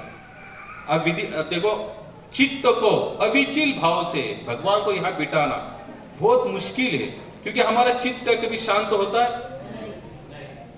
बोलिए ना, हाँ ना, कुछ तो बोलिए। नहीं होता, वो हमेशा क्या होता है? चल विचल होता है। आप सत्संग में बैठे हैं तो थोड़ा सुनने में आनंद आ रहा है, अच्छा लग रहा है ना। जैसे सत्संग हुआ तो थोड़ा सा हमारा माइंड जितना सेट हो चुका है ना अभी 10%, 5%, 100%, तो जैसे हमारी एक माला खत्म, हम माला में शायद मेरे हिसाब से 95-100% आपका थोड़ा सा ज्यादा ध्यान होता है कि नहीं? क्या वहां पर भी नहीं होता? वहां पर होगा। जैसे माला खत्म हो जाती है, जैसे हम लोग ये सब उठाते, हमारी यहाँ वहां की बातें, तो जितना 100% था जिनका, वो डायरेक्ट कहां पर आए? 50 पर आए। कहां पर आए? 50 पर आए। जैसे प्रसाद वगैरह पा लिया, अपने हिसाब से आप लोग अपने अपने घर में चले गए, माता अपने घर में चली गई, जिसका कुछ बाकी था सीरियल शुरू हो गया। किसका फोन आया था सत्संग में, तो उसने बेचारे ने वाइब्रेट मोड पे उसको वो भी मैसेज भेजा, I call back to later, जो भी है। और ऐसे बाहर निकला उसने, यानी कि जो 100 में से 50 में से डायरेक्ट 10, और कल पता नहीं सुबह तक कितना रहेगा, माइनस में जाएगा। क्या होगा? माइनस में जाएगा। तो हमारा चित्त कैसे स्थिर नहीं रह सकता? कैसे रह सकता है? स्थिर नहीं। लेकिन इसके लिए श्रील प्रभुपाद ने पूछा कि प्रभुपाद आप इतने बड़े बड़े मंदिर क्यों बांधते? जैसे आपने हरे कृष्ण मंदिर देखे होंगे तो कितने कम से कम 100, 200, 300 करोड़ का इसका बजट होता है। लेकिन एक पूछा कि महाराज इतना बड़ा मंदिर आप क्यों बांध रहे हैं? तो प्रभुपाद ने कहा बोले, और उसने पूछा आप ही कहते हैं भगवान हर जगह पर विराजमान है, तो मंदिर इतना बड़ा बांधने की क्या जरूरत है? बहुत सारे ज्ञानी लोग बहुत घूम रहे हैं आजकल, इसलिए वो घूम रहे हैं, इसलिए वो घूम भी रहे, ज्ञानी लोग घूम रहे इसलिए वो घूम भी रहे। लोग कहते हैं कि आप इतने बड़े बड़े मंदिर क्यों बांधते हैं? क्या इसके पहले इतने आप लोग कभी जाना बालाजी, वृंदावन, जहां जहां पर भी जाना, रामेश्वरम साइड जाना, कभी इस बाजू जाना दक्षिण भारत में, वहां पर तो हमारा माइंड भी काम नहीं करेंगे, इतने बड़े बड़े मंदिर बांधे, और ऐसे मंदिर आज बनना भी मुश्किल है। तो बोले क्यों बांध रहे हैं? जब भगवान हर विराज हर, तो वो बहुत ज्ञानी था, एक्स्ट्रा ज्ञानी था। उसने कहा आप इतना पैसा यहाँ लगा रहे हो, बोले पत्थर में, पत्थर की मूर्ति की सेवा करने में, बोले उतना ही पैसा अगर आप जन समुदाय को लगा देंगे तो उनका कितना कल्याण होता है? कितने लोगों को लगता है कल्याण होता? अमंगल। कल्याण जरूर होता, लेकिन कल्याण का उनको केवल आप क्या खिलाओ? प्रसाद। प्रसाद से कल्याण हो सकता है। बाकी आप उनको शरीर की अगर सुविधाएं अगर प्रदान कर रहे तो आप उनका कल्याण नहीं, उनका क्या होता? अमंगल कर रहे हो। क्या कर रहे हो? अमंगल कर रहे हो। प्रॉपर कल्याण के लिए एक ही चीज में आप उस जीवात्मा को भगवान की सेवा में लगाओ। और आप लोग देखना, इस संसार की समाज की भी सेवा वही लोगों ने की है जो भगवान की सेवा में प्रॉपर लगे हुए हैं, और जो प्रॉपर नहीं लगे हुए उन्होंने केवल उनका क्या किया? फायदा उठाया। क्या उठाया? फायदा उठाया। जैसे सरकार चाहे कोई भी बना, लेकिन वो जितनी भी सुविधा लाएंगे अगर उसमें भगवत भावनामृत भाव नहीं होगा ना, तो संसार का क्या करेंगे? वो केवल चूसेंगे, शोषण करेंगे। क्या करेंगे? शोषण करेंगे। कली का एक लक्षण है, शायद भागवत में ने बताया था, अर्जुन कहां से द्वारिका से आ रहे थे, उन्होंने देखा एक बहुत बड़ा खेती है, और खेती को बचाने के लिए क्या डाला गया था? कुंपन डाला गया था, जो तार का कुंपन था। लेकिन उन्होंने क्या देखा? तार का कुंपन क्या कर रहा है? खेती की फसल बेकार कर रहा है। उन्होंने पूछा महाराज ये क्या लक्षण? बोले कली के लक्षण। बोले कि समझा नहीं मैं।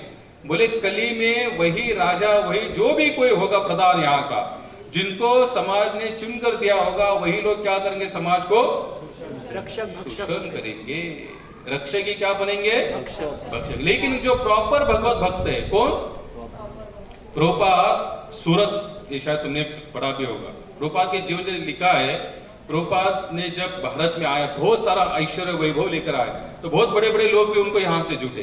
तो सूरत में उस समय के जो कलेक्टर थे, तो प्रभुपाद ने उनको पूछा मेरी तो बहुत लोग सेवा कर रहे हैं, बोले तुम मेरी कौन सी सेवा करेंगे?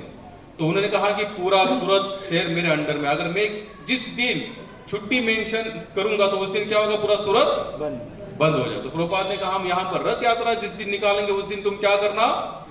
छुट्टी को छुट्टी देना। जैसे अभी राम मंदिर का उद्घाटन किया, छुट्टी मेंशन। इलेक्शन का दिन आया, छुट्टी जैसे रथ यात्रा दे रहे, हमको रथ यात्रा का परमिशन कैंसिल हो गया हमारा तो उल्टा हो गया यहाँ पर। लेकिन ठाकुर जी की कृपा बनी, एक रात में ऐसा कोई चमत्कार हुआ, बाद में उसने सुबह परमिशन दी थी। मैं आपको क्यों बता रहा, अगर आपके पास कुछ क्वालिटी है तो कहाँ लगा आप? भगवान की सेवा। इससे क्या होगा? आपकी वही क्वालिटी आपको कहाँ काम में आएगी? आपको वैकुंठ जाने में वो क्या करेगी? आनंद कर देगी, मदद करेगी। क्या करेगी? मदद। बताइए मैं कहां पर था?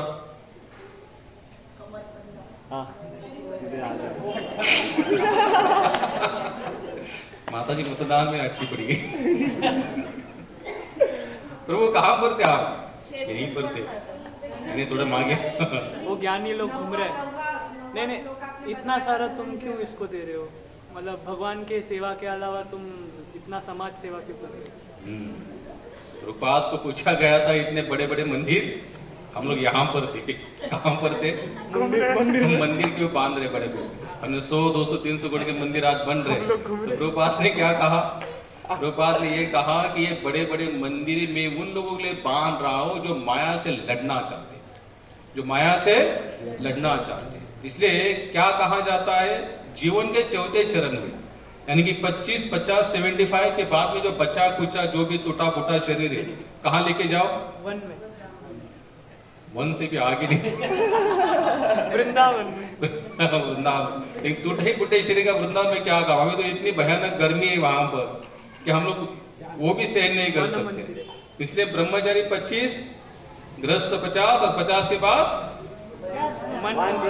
वानप्रस्थ करो। तो वहां पर क्या होगा, वानप्रस्थ का मतलब क्या होता है, किसी आश्रम में जाके रहो। उस वहां क्या होगा, जैसे मैंने आपको यहाँ पूछा, आप जैसे यहाँ पर उठ के चले गए तो आपका जितना भी बैटरी है इस समय चार्ज जो बाद में डाउन हो जाएगा। लेकिन मंदिर में क्या होगा, सुबह उठने से लेकर शाम तक, सोने तक, यहाँ तक कि कुछ आश्रम में तो सोने से भी पहले कुछ प्रार्थनाएं गाई जाती है और उठने के बाद भी प्रार्थना से शुरुआत होती है। रामसुखदास जी का नाम सुना है आप लोगों ने? कितने लोगों ने सुना है रामसुखदास जी का नाम? गीता प्रेस के लेख, यानी बहुत सारे बुक उन्होंने लिखे हुए। आप अगर आप उनके आश्रम में जाकर रहने, सब कुछ फ्री है, सब कुछ, कपड़े जो चाहिए, ब्रश, टूथपेस्ट, साबुन विबन, जो आप मांगेंगे आपको सब कुछ साधक के हिसाब से। लेकिन एक ही नियम है, सुबह 5 बजे आपको आना पड़ेगा। जो प्रार्थनाएं वहां पर गाई जाती है, जैसे मंगल आरती कहते हैं, वहां पर आपको 5 बजे मिलेगा सब कुछ, खाना, और खाना भी चकाचक, खीर भी एक ठेम यानी कि एक बूंद भी पानी नहीं होने वाले ऐसी खीर होगी वहां पर। तो आप पहली बार कितने लोग थे इस मार्ग में देखे, अच्युतानंद जो मेरे साथ है, मेरा गुरु भाई, वो खीर नहीं खाता था।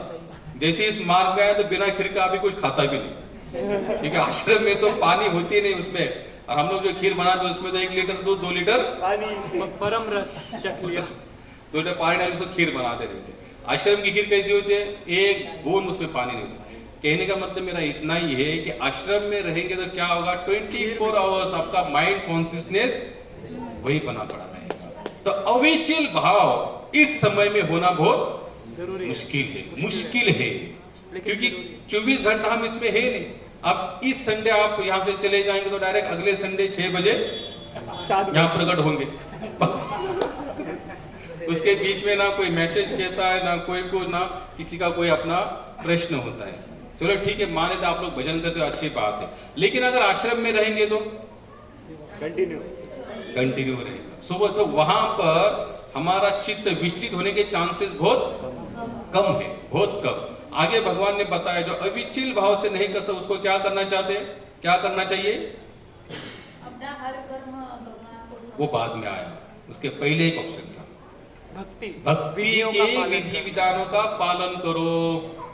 जैसे अगर आप यहाँ पर आए हो तो आपको भले आप घर से आप कुछ भी करो, लेकिन क्या करो, आप भक्ति के नियमों का पालन। भक्ति का नियम बहुत आसान नियम, बहुत मुश्किल है इसे। जैसे आप अगर भजन का नियम लेते हो, 4 माला, 6 माला, 8 माला, प्रोपा जैसे महात्मा जो कहते हैं कम से कम 16 माला, कितना? और मैंने कई बार कहा है, प्रोपा यहाँ तक कहते थे सबसे आलसी भक्त का लक्षण है 16 माला। अब जो 16 के अंदर कर रहे हैं उनको कौन सी डिग्री दी जाए? आलसी, महा आलसी, महा आलसी, महा आलसी नहीं दे, बेहतर है नहीं दे, करने दो उनको, करने का क्यों कहा उन्होंने? वो खुद तो 64 राउंड माला करते थे। कितने? 64। अभी आप लोग ये मत कहना कि वो सन्यासी, बिल्कुल नहीं। जब वो प्रॉपर बिजनेस भी करते थे ना, तो भी उस समय में वो क्या करते थे, उतना भजन करते थे। हम लोगों ने भागने के अपने हिसाब से मार्ग बना दिया। किसी को आप करो, नहीं हो सकता प्रभु जी, आप नहीं जानते, सुबह से लेकर शाम तक हमारे पास इतना काम होता है कि हम लोग भजन, या आप भाग रहे हो, कब तक भागोगे? और यही तो आखिरी रीजन है आपका, जो भगवान को बता सकते हैं, वहां कुछ छूट-छाट आपको मिल सकती है अगर ये रीजन पक्का है तो। लेकिन ये भी पक्का नहीं तो आप कुछ नहीं कर सकते। तो क्या कहा? भक्ति की विधि विधानों का। अब विधि विधान कौन सा है? सबसे आसान है, आप जो भी कुछ खा रहे हो भोग लगाओ। जो भी कुछ अगर आप घर में ला रहे हो तो पहले कहां पर लेके जाओ? भगवान के सामने लेके जाओ। जो भी आपको अच्छा लग रहा है, जैसे बाजार आप कहीं पर गए, कुछ अच्छी चीज लग रही है, आप ठाकुर जी की सेवा करते हैं, तो आपको उसी समय माइंड सेट होना चाहिए, अरे हाँ ये हार बहुत बढ़िया है, इसे कहां लेके जाऊंगा? जय कानों की कुछ अगर आपको चीजें अच्छी लगी, राधा रानी के कानों में ये बहुत जचेगा। कई साड़ी अच्छी लग रही तो सोचो ये साड़ी भगवान को ड्रेस बनाया जाएगा तो कितनी सुंदर। ये भक्ति की विधि विधान है और कुछ है नहीं। और इसके अलावा और एक सेकंड पार्ट, सुबह जल्दी आप बोलेंगे घूम फिर कर प्रभु जी वही आके उठने पर आते, उठना पड़ेगा, नहीं तो एक दिन उठ जाएंगे। जीव जागो जीव जागो जीव जागो। महाप्रभु कहते हैं जीव जागो गौर चांद। अरे पिट्ठल ना 2:30 बजे सोते हैं। कितने बजे? 2:30 बजे सोते हैं। सुबह 4 बजे तो उनको जगाया जाता है। 4 बजे, 2:30 से लेके 4 कितना हुआ? 1.5 घंटा। केवल कितने सोए भगवान? 1.5 घंटे। किन के लिए सोए? उनको नींद नहीं आती इसलिए, टेंशन इसलिए उनको कोई टेंशन नहीं है। अपने भक्त के लिए वो खड़े हैं वहां पर। कैसे खड़े? भक्त के लिए खड़े। ब्रह्म मुहूर्त, इसके ऊपर सभी संप्रदाय ने जोर दिया। मैं केवल हिंदू संप्रदाय की बात नहीं कर रहा हूं, क्रिश्चियन में भी, मुसलमानों में भी, जितने भी धर्म संसार में विराजमान है, सुबह का जो भी आपका शेड्यूल बनाते हैं आप लोग, उसके ऊपर सभी ने जोर दिया। सभी लोगों ने, सभी का मत एक ही है, सुबह का भजन, सुबह की प्रार्थना, सुबह की साधना, सुबह का डेडिकेशन आपको पूरा दिन क्या करते हैं? एकदम फ्रेश रखते हैं। और सबसे इंपॉर्टेंट बात है, अगर मैं आपको लिख के देता हूं, अगर आप लोगों को माइंड एकदम शार्प करना, शार्प, सुबह केवल जल्दी उठो, नहाओ धो, और भगवान का 1 माला 2 माला 4 जो भी नेम बनाओ कि 4 माला तो मुझे करना ही करना। एक दिन मैं आपको लिख के देता हूं, आप सोना भी चाहोगे ना, आप भले रात को 12-1 बजे सो जाओ, फिर भी आप सुबह 4 बजे ऑटोमेटिक जगोगे। और जब तक वो सुबह का भजन नहीं होगा ना, तब तक आपको चैन नहीं आएगा। तो ये क्या है? भक्ति की विधि विधानों का पालन। फिर भगवान ने बोले चलो छोड़ो यार, इसमें भी कुछ लोग लगेंगे, कुछ लोग नहीं लगेंगे। तो आगे भगवान ने एकदम आसान, एकदम फर्स्ट क्लास तरीका दिया। कौन सा? आता बोल रहा हो तो अब जो भी कर्म करते हो मेरे लिए करो, खत्म। अब बिना कर्म के तो हम लोग बैठ सकते हैं क्या? कुछ नहीं कर सकते। सिर्फ फोन लिया हाथ में, शुरू हो गए। यूट्यूब में क्या देखो? जैसे हमारे पंकज को क्या सुनते रहते हमेशा, अलग अलग दो नाचते। उन्होंने मुझे 2-3 पिक्चर याद दिला, मैं उसको याद नहीं कर पाया, लेकिन इतना जरूर पता चला कि किसी पिक्चर का टू ने। कब हुआ ये संभव? वो खुद कहते हैं जब भी देखता हूँ, क्या देखता हूँ? यूट्यूब पर धुन देखता हूँ। आप लोग भी क्या करो, अब मैं तो आपको बोल के भी आप लोग छोड़ने वाले नहीं हो, तो यूट्यूब पर क्या करो? कथा सुनो, कीर्तन सुनो, लेक्चर सुनो, भावगीत सुनो, कुछ ऐसा कि जिससे हमारी स्फूर्ति, आध्यात्मिक स्फूर्ति और बढ़ जाए। अब जो भी कर्म कर रहे हो, बिना कर्म के तो हम लोग रह सकते हैं क्या? नहीं रह सकते। आज बहुत गर्मी की दिन है, आइसक्रीम तो हम लगातार खा ही रहे हैं। तो जब भी आइसक्रीम खाओगे तो भले भगवान सोए हुए, समझ लो 8:30 के बाद 9 बजे हम लोग, अगर आप लोग विधि विधान के अनुसार पालन कर रहे हो, भगवान को सुला रहे हो, जगा रहे हो, भगवान सो गए, आपका मन हुआ 10 बजे आइसक्रीम खाना है, 11 बजे पिज्जा खाना है, रबड़ी खाना है, कुछ ऐसा हुआ मन में, अगर लेकर भी आए तो क्या करेंगे आप? उसको पहला मन ही मन श्री विष्णु श्री विष्णु श्री विष्णु, नमो विष्णु पदाय कृष्ण प्रेष्ठाय उत्तम कीर्तन स्वामी नाम ने मंत्र बोल 3 बार हरे कृष्ण मंत्र बोलेंगे और भगवान ऑफर करेंगे, उसको क्या करेंगे? दबा लेंगे। आपने, हमने जो भी कर्म किया किन के लिए किया? ये आसान है, इतना तो कर ही सकते हैं ना। तो इससे करते भगवान आगे वाले 10 श्लोक में, अगले संडे लेंगे, आगे वाले 10 श्लोक में बता रहे कि इस तरह से करेंगे तो पहली स्टेज आएगी। कौन सी स्टेज आएगी? डायरेक्ट भगवान आपको साकार रूप में आपको हर जगह पर नजर आना शुरू हो जाएंगे। कितना आसान है भक्ति मार्ग। कहीं पर आपको कुछ लगा ऐसे कि नहीं होने वाला, यार देखो भगवान ने भी हमें 3-4 ऑप्शन दिए, 1 नहीं 2 नहीं, कितने 3-3 4-4 ऑप्शन दिए। आखिर तो क्या करते भैया, कुछ भी तो करेगा, आखिर हाथ पैर तो हिलाएगा, तो कम से कम क्या करो, हाथ पैर हिलाते हिलाते मेरा भजन ही करो। तो इसमें कोई भी यानी कि ऐसा मत करना कि मेरे से होता नहीं। कभी कथा सुना तो मुझे बहुत अच्छी कथा याद है। बोले एक महात्मा जैसे रोज सत्संग में जाते थे, तो सत्संग में जाते जाते जाते जाते उस महात्मा ने कहा भाई आप रोज नेम से थोड़ा बहुत भजन करो। तो एक दिन एक व्यापारी ने हाथ तो बोले महाराज आप भले बोलते हो कि नेम से भजन करो, नेम से भजन करो, लेकिन मुझे नेम से भजन मैं कर ही नहीं सकता। बोले क्यों? बोले सुबह उठने से लेकर शाम सोने तक मेरे पीछे मुझे समय ही नहीं मिलता कि मैं थोड़ा बहुत भजन करूं। तो महात्मा ने कहा थोड़ा तो कहीं ना कुछ समय मिलता हो। बिल्कुल नहीं। बोले खाते समय भी मेरे हाथ में मोबाइल या व्यापार जो भी कुछ है मैं करता रहता। तो महात्मा बोले एक जगह ऐसी है वहां पर तुम कुछ नहीं करते। बोले क्या? बोले बाथरूम। बोले बाथरूम तो बैठे रहोगे ना, वहां पर क्या करोगे? मोबाइल तो नहीं है। वहां पर क्या करोगे? बोले वहां पर तुम राम राम राम शुरू कर दो। बोले ये तो पाप, बोले पाप भी तुम छोड़ दो, वैसे तुम ऑलरेडी बहुत पापी हो, तो मेरे पास समय ही नहीं है, तो तुम्हारे लिए ये कौन सा पाप हुआ? बोले कोई तो वहीं बैठो, थोड़ा सा भजन राम राम का शुरू कर दो।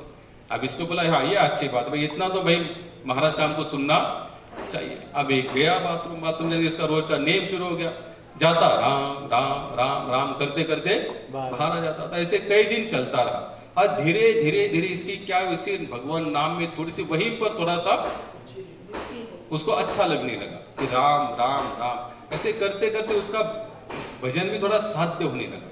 और कहा जाता है कि वो एक बार वो इसी तरह से राम नाम में लगा हुआ था और हनुमान जी वहां से जा रहे थे किसी और रूप में। तो उन्होंने देखा आवाज कहाँ से आ रहा है, उन्होंने तो बाथरूम के वहां से आ रहा है। तो हनुमान जी बोले बाथरूम में कौन राम राम का भजन कर रहा है? तो उसने देखा, हनुमान जी बोले ये, बोले यहाँ मेरे मालिक का ऐसी गंदी जगह पर नाम लेता है। जो हनुमान जी ने लात मार दी, लात मार दी, बेचारा गिर गया, जग गया। अब जैसे ही गिर गया जग गया तो उसका पीठ, अब हनुमान जी जिसको फटका मारे कुछ अब बच सकता है उसका। ये बोला अच्छा यार एक जगह मिली थी, राम राम कर रहा था, लेकिन फिर भी यहाँ पर ऐसा नुकसान हुआ। अब हनुमान जी जा रहे थे वहां से अयोध्या। अब अयोध्या जाने के बाद उन्होंने बोले मुझे राम जी से मिलना है, तो सबने रोक दिया, बोले आप आज मिल नहीं सकते। बोले क्यों? बोले राम जी के पीठ में दर्द हो रहा है। और बोले राम जी सोए हुए थे और किसी ने आकर उनको लात मार दी। ऐसे सुनते हम बोले वो कौन हो सकता है जो मेरे मालिक को लात मारे? अब हनुमान जी को रोकने का प्रयास कौन रोक सकता है? जहाँ हनुमान जी के जिनके दास है, हनुमान जी के जो स्वामी राम जी, उनके ऊपर कोई आँच है तो हनुमान जी के उसमें कोई रोकने से भी कोई रोक सकता है उनको? हनुमान जी जैसे जैसे अंदर गए, बोले स्वामी जी हमने ऐसा ऐसा सुना करके आप सोए थे। बोला बोले हाँ। बोले कौन है वो? बोले तुम ही हो, तूने मुझे लात मारी। कब और कैसे? और मैं तो यहाँ पर आया ही नहीं, तो मैं तो अभी आया। बोले जो मेरा भजन कर रहा था ना उस समय मैं भी वहां पर उपस्थित था, उसे नहीं वो मुझे लात दी। बोले जाओ फिर से स्पर्श करो, उसको ठीक करो। तो महात्मा क्यों कथा बता रहे थे ये सब? बोले हम हर जगह पर भगवान का भजन कर सकते। हाँ करना नहीं है बात अलग, करना नहीं है तो फिर समय नहीं है, करना नहीं तो बहुत सारे रीजन हमारे पास खड़े हैं, लेकिन करना चाहोगे तो होगा। और थोड़ा सा बुद्धि लगाओ, थोड़ा विचार करो। जिस दिन प्राण निकलेंगे, घटिका निकलेगी, उस दिन क्या क्या लेके जाओगे?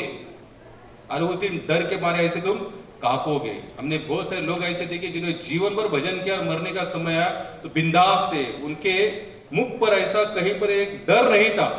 और आप लोग देखना संसारी कितना भी बड़ा पहलवान हो, कितना भी बड़ा धनवान हो, कितना भी संसार जिसे कहते हैं बहुत पराक्रमी है, लेकिन भजन नहीं करता तो मौत के सामने वो ऐसा कांपेगा, 100% कांपेगा। लेकिन भक्त कितना भी ऐसा हो, लेकिन भजन कर रहा है तो मौत के सामने खुश होता है।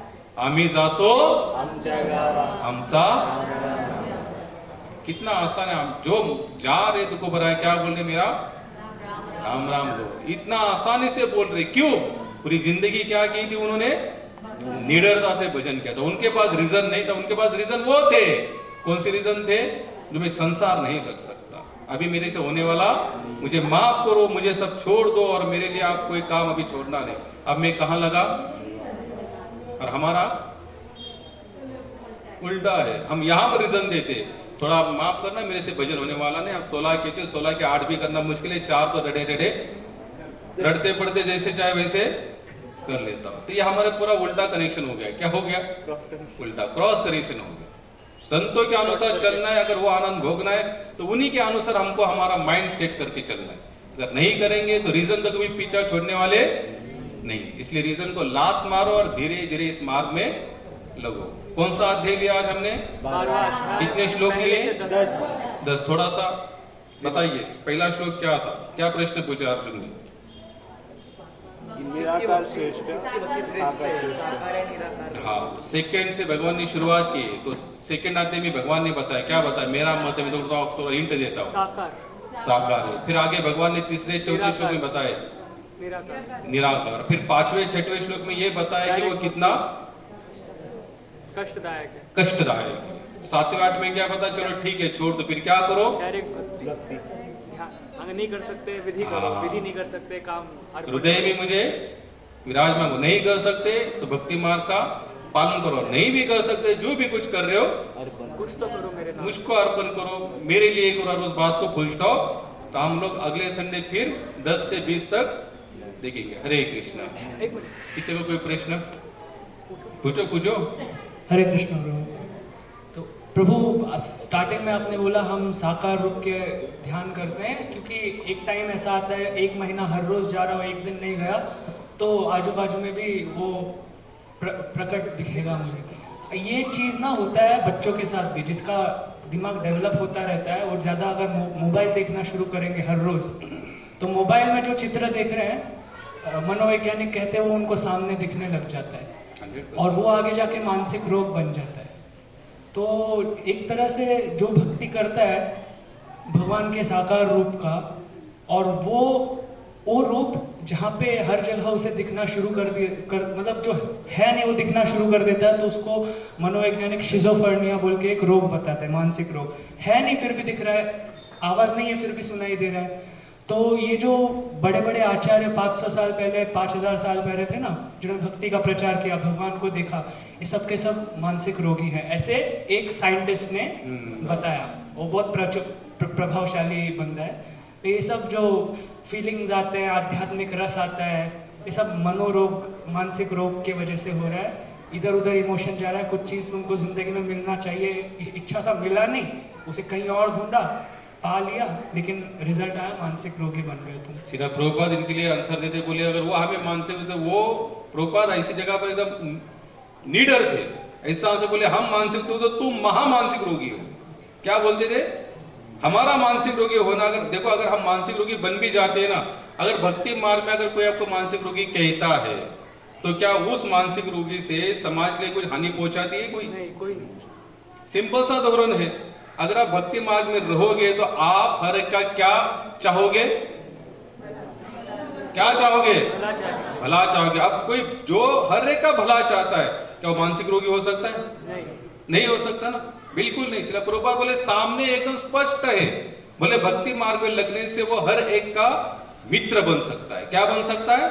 मित्र। और रही सेकेंड बात, जैसे इन्होंने कहा कि क्या मिलता है, वो पूछने वाले बंदे को हमको भारत में लाना चाहिए, हर जगह पर उसको लेके जाना। चल वृंदावन सेवा कुंज में, वहां पर बैठ एक रात, फिर देख क्या होता है, तो जिंदा रहेगा कि मर जाएगा। बद्रीनाथ में अभी अक्षय तृतीया में कपाट खुले तो दीप आज भी क्या होता है 6 महीना कंटिन्यू प्रज्वलित। तो वहां पर हमारा माइंड काम नहीं।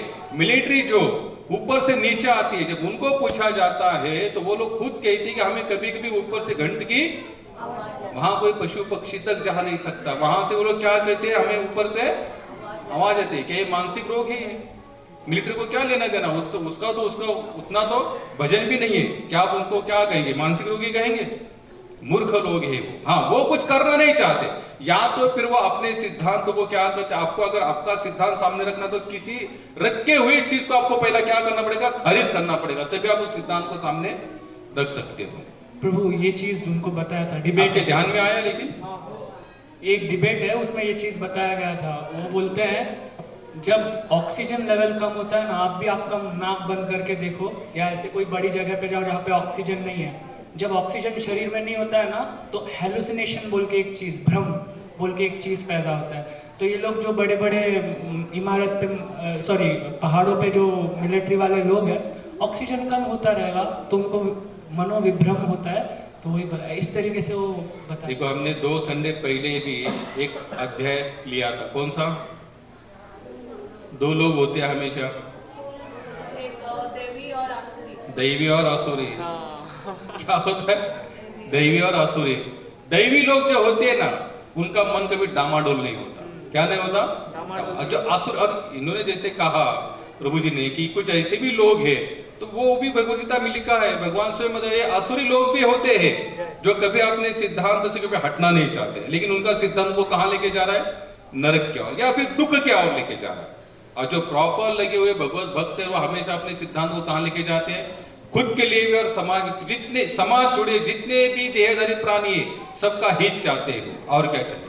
और फिर दैवी आसुरी है तो फिर है, उसका हम लोग इसके ऊपर डिबेट या बार्गिंग करना कोई मतलब नहीं बनता। हम देवी में लगे, हमारा भगवान के वाणी पर पूरा भरोसा है, बस। चाहे दुनिया कुछ भी कहे, और दुनिया कुछ भी कहती है ना, वो भी इसमें लिखा है।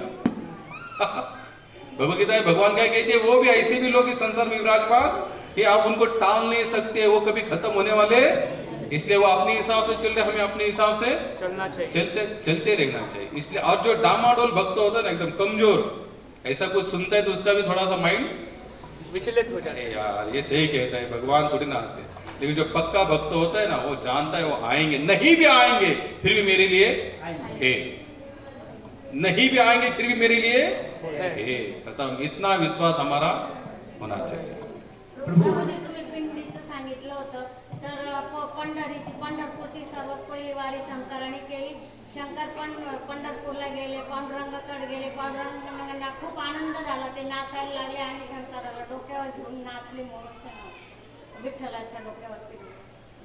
और ये पिंड के बारे में ऐसा बोला गया है, एलिनल जेलियट बोल के एक अमेरिकन ऑथर था, 1920 में वो इंडिया को एक्सप्लोर करने आया था। ब्रिटिश शर्स ने हमारा बहुत सारा जो स्क्रिप्चर है वो तो उसको मिस ट्रांसलेट इंग्लिश में किया है, उन्होंने गलत सिद्धांत फैलाया है, उनका राज्य एस्टेब्लिश करने के लिए धर्म तोड़ा है, ये तो सब जानते हैं। तो एलिनल जेलियट बोल के एक बंदा था, उसने ये विचार प्रभावित किया कि पांडुरंग के जो सर पे जो है वो लिंग है, शिवलिंग है, वो उसका कोई, मेरे को एक भक्त ने बोला, उसका कोई शास्त्रिक आचार्य वाला प्रमाण नहीं है, और वो वैसा देखा जाए तो बालाजी का भी बड़ा मुकुट है, वो राज्य क्राउन इसका प्रतीक है। और प्रभु दूसरा मेरे को सवाल था कि ये सुदामा परम ब्राह्मण था, परम भक्त था, परम ब्राह्मण की बीवी कौन होगी? परम ब्राह्मणी स्त्री होगी ना वो, तो हमने दरिद्र बोल दिया उसको, और वो जो स्त्री है उसकी स्त्री धर्म का फॉलो कर रही है। हमको ही बताया गया है ना, गुरु और न सस्यात जननी न सस्यात, अगर तुम उनको संभाल नहीं सकते हो या उनको मुक्ति नहीं दिला सकते हो तो उस रिश्ते में आओ मत।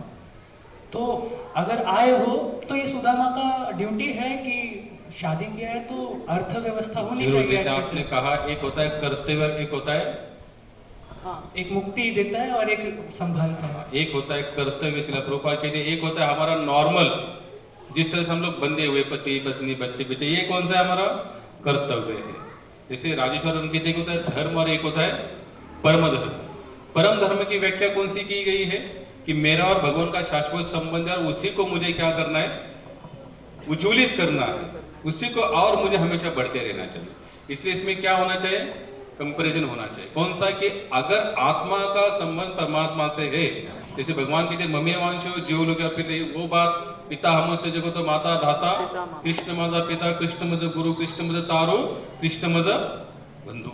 इसमें सबका सार क्या है कि कृष्ण से हमारा सच्चा संबंध है। और पति पत्नी का संबंध अगर तुम सच मानते हो तो पता नहीं कितने जन्म में कितनी पति और कितने पति बदल चुके हमने, इसमें कोई नई बात है नहीं। तो उस कर्म से भी, उस कर्तव्य से भी अगर आगे वाले स्टेप पर जाएंगे तो हमें ये प्रॉपर संबंध नजर आएगा। लेकिन ये जो इसकी बीवी है, इसने स्त्री धर्म का पालन किया, उसको पालन करते हुए उनको बोला कि तुम जाओ उनको जाके मिलो। उन्होंने बोला इसलिए वो जाके मिले, इसलिए जाके वो वैभव वो सब हुआ ना, तो स्त्री धर्म की वजह से अच्छा चीज हुआ। एक जगह पर कहते हैं, हमारे सनातन गोस्वामी में लिखा है, ध्रुव नारदीय पुराण में लिखा हुआ है कि भगवान ऑलरेडी जानते थे कि सुदामा की अवस्था क्या है। सबको प्रेरणा देने वाले कौन है? भगवान है। जैसे भगवान श्री रामचंद्र का राज्याभिषेक कल होने वाला था तो सभी को टेंशन आया, सभी देवी देवता टेंशन, अरे बोले इनका राज्याभिषेक तो फिर अयोध्या के राजा बने रहेंगे और लास्ट तक बने रहेंगे। तो सबने जाकर प्रार्थना की माता सरस्वती, बोले सरस्वती माता कोई चमत्कार करो। तो उन्होंने क्या किया? माता सरस्वती ने जाकर मंत्रा की बुद्धि भ्रमिष्ट कर दी और उसकी जीवा पर बैठ के उनको वो 2 वचन याद दिलाए। हालांकि कैकेयी को वचन भी याद नहीं थे। क्यों किया ये सब? जानते थे भगवान जाना चाहिए, नहीं जाएंगे तो यहाँ नासिक को धाम कैसे बनाएंगे? नहीं बनेगा। या तो फिर अहिल्या जो वहां पर बनी पड़ी है शिला बनकर, केवट खड़ा है वहां पर, अनेक सारे महात्मा खड़े जो भगवान रामचंद्र की राह देख रहे हैं। तो कब होगा? जब वो अयोध्या छोड़कर जाएंगे। बाबा बोला राम अवतार में बाली ने भगवान के ऊपर आरोप क्यों लगाया कि मेरे को छुप के क्यों मारा? तुम महान पराक्रमी थे। आपको बता दो, अच्छा सवाल है। काफी लोग बाली और कौन थे?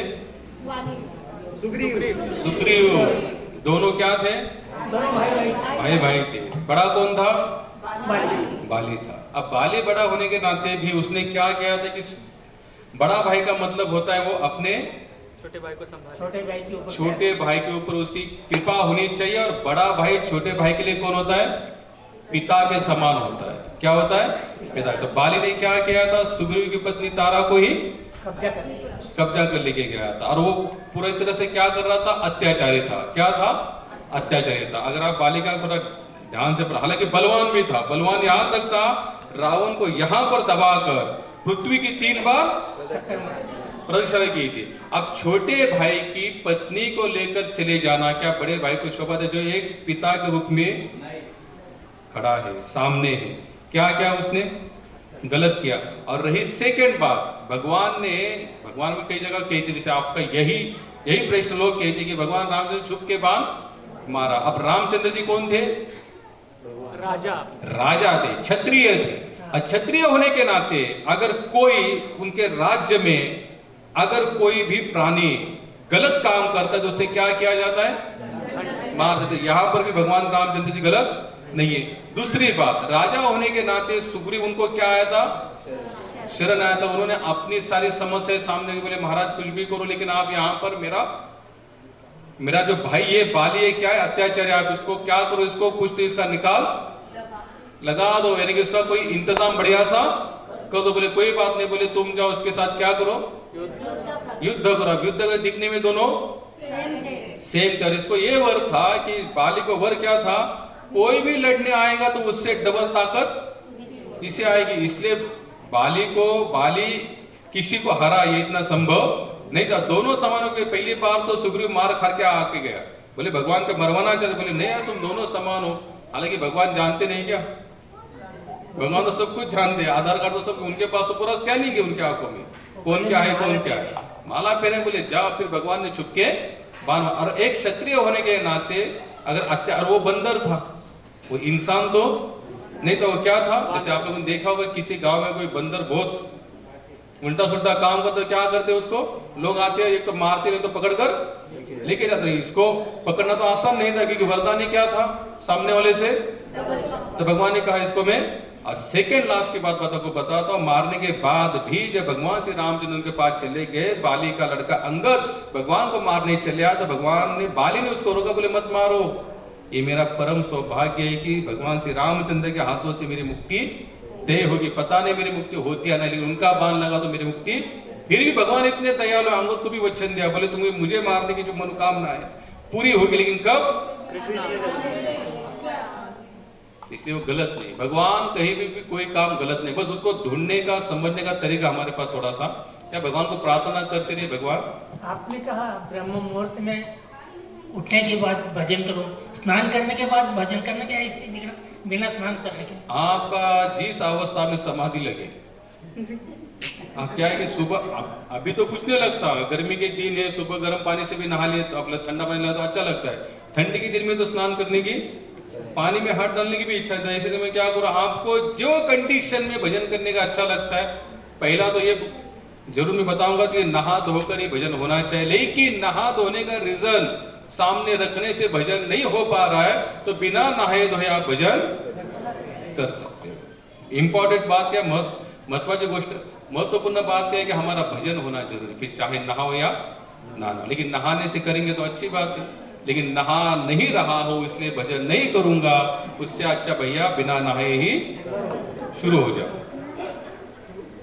वो इन्होंने बोला है, एक्चुअली एक कमेंट भी था इसके रिलेटेड, वो नाम नाम अकारी बहुधा निजा, इसमें कोई रूल्स एंड रेगुलेशंस नहीं है, कुछ नहीं है। आचार्य ने भी बोला है कि बेड पे सोते हुए भी कर सकते हैं और मल त्याग करते वक्त भी कर सकते हैं। चैतन्य चरितामृत में भी गुरु गोपाल का वर्णन आता है, जहाँ पे चैतन्य महाप्रभु हमेशा नाम लेते रहते हैं, है ना, लेकिन उनको लघु शंका लगती है और फिर वो लघु शंका के लिए जाते हैं। उस टाइम पे वो चुप बैठे हैं, उधर से बच्चा जा रहा है, आप तो हरे कृष्णा बोलते हो, अभी क्यों नहीं बोल रहे?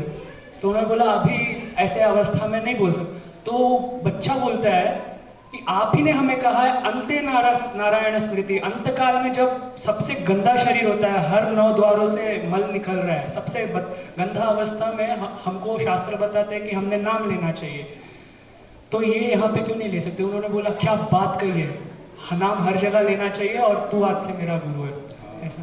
और प्रभु जैव धर्म की बात कर रहे थे, उसमें एक चीज़ मेरे को पता लगा, उसमें एक कॉन्वर्जेशन है जहाँ पे गौड़िया बाबा जी एक मुल्ले हैं, उनसे बात करते हैं उनके फिलोसॉफी के बारे में और स्थापना करते हैं कि कैसे दोनों भी एक ही है। और फिर आपने एक शिव भक्त का कहानी बताया था। साउथ इंडिया में एक ऐसे ही शिव भक्त का कहानी है प्रभु, जो शिव भक्त के जो प्योर शुद्ध भक्त कहा गया है उनको सिद्धर्थ बोला गया है, ठीक है, और जो विष्णु के भक्त है उन्हें आलवार कहा गया है। तो ये एक शिव भक्त थे जो भगवान के पूरे शुद्ध भक्त थे, शिव प्रसन्न हो गए थे, उन्होंने तुलसी का आस्वादन किया और वो मोमेंट से कट्टरता से विष्णु भक्त बन गए वो पूरे तरीके से। फिर वो एक प्रॉब्लम में पड़ते हैं और पार्वती माता वहाँ पे रहती है, वो देखती है आपका इसने कितना भजन किया है, अभी विष्णु का रंग लग गया है, लेकिन आपका तो भक्त था ना, वो 18 में से एक था वो, तो उसको जाके मदद करो ना। उसने बोला कोई ज़रूरत नहीं है, ये मेरे ही स्वामी का जप कर रहा है, जाऊँगा फालतू में उत्पात मचेगा दक्ष जैसे। और बोला नहीं नहीं आप जाओ, आपका भक्त है, तो वो जाते हैं और फिर उससे बोलते हैं कि मैं क्या तेरी हेल्प कर सकता हूँ। वो बोलते हैं आप ना जैसे आए वैसे चले जाओ, वही सबसे बड़ा हेल्प होगा, कोई हेल्प मत करो। तो पार्वती माता गुस्सा हो जाते हैं, ये कैसे बोल दिया।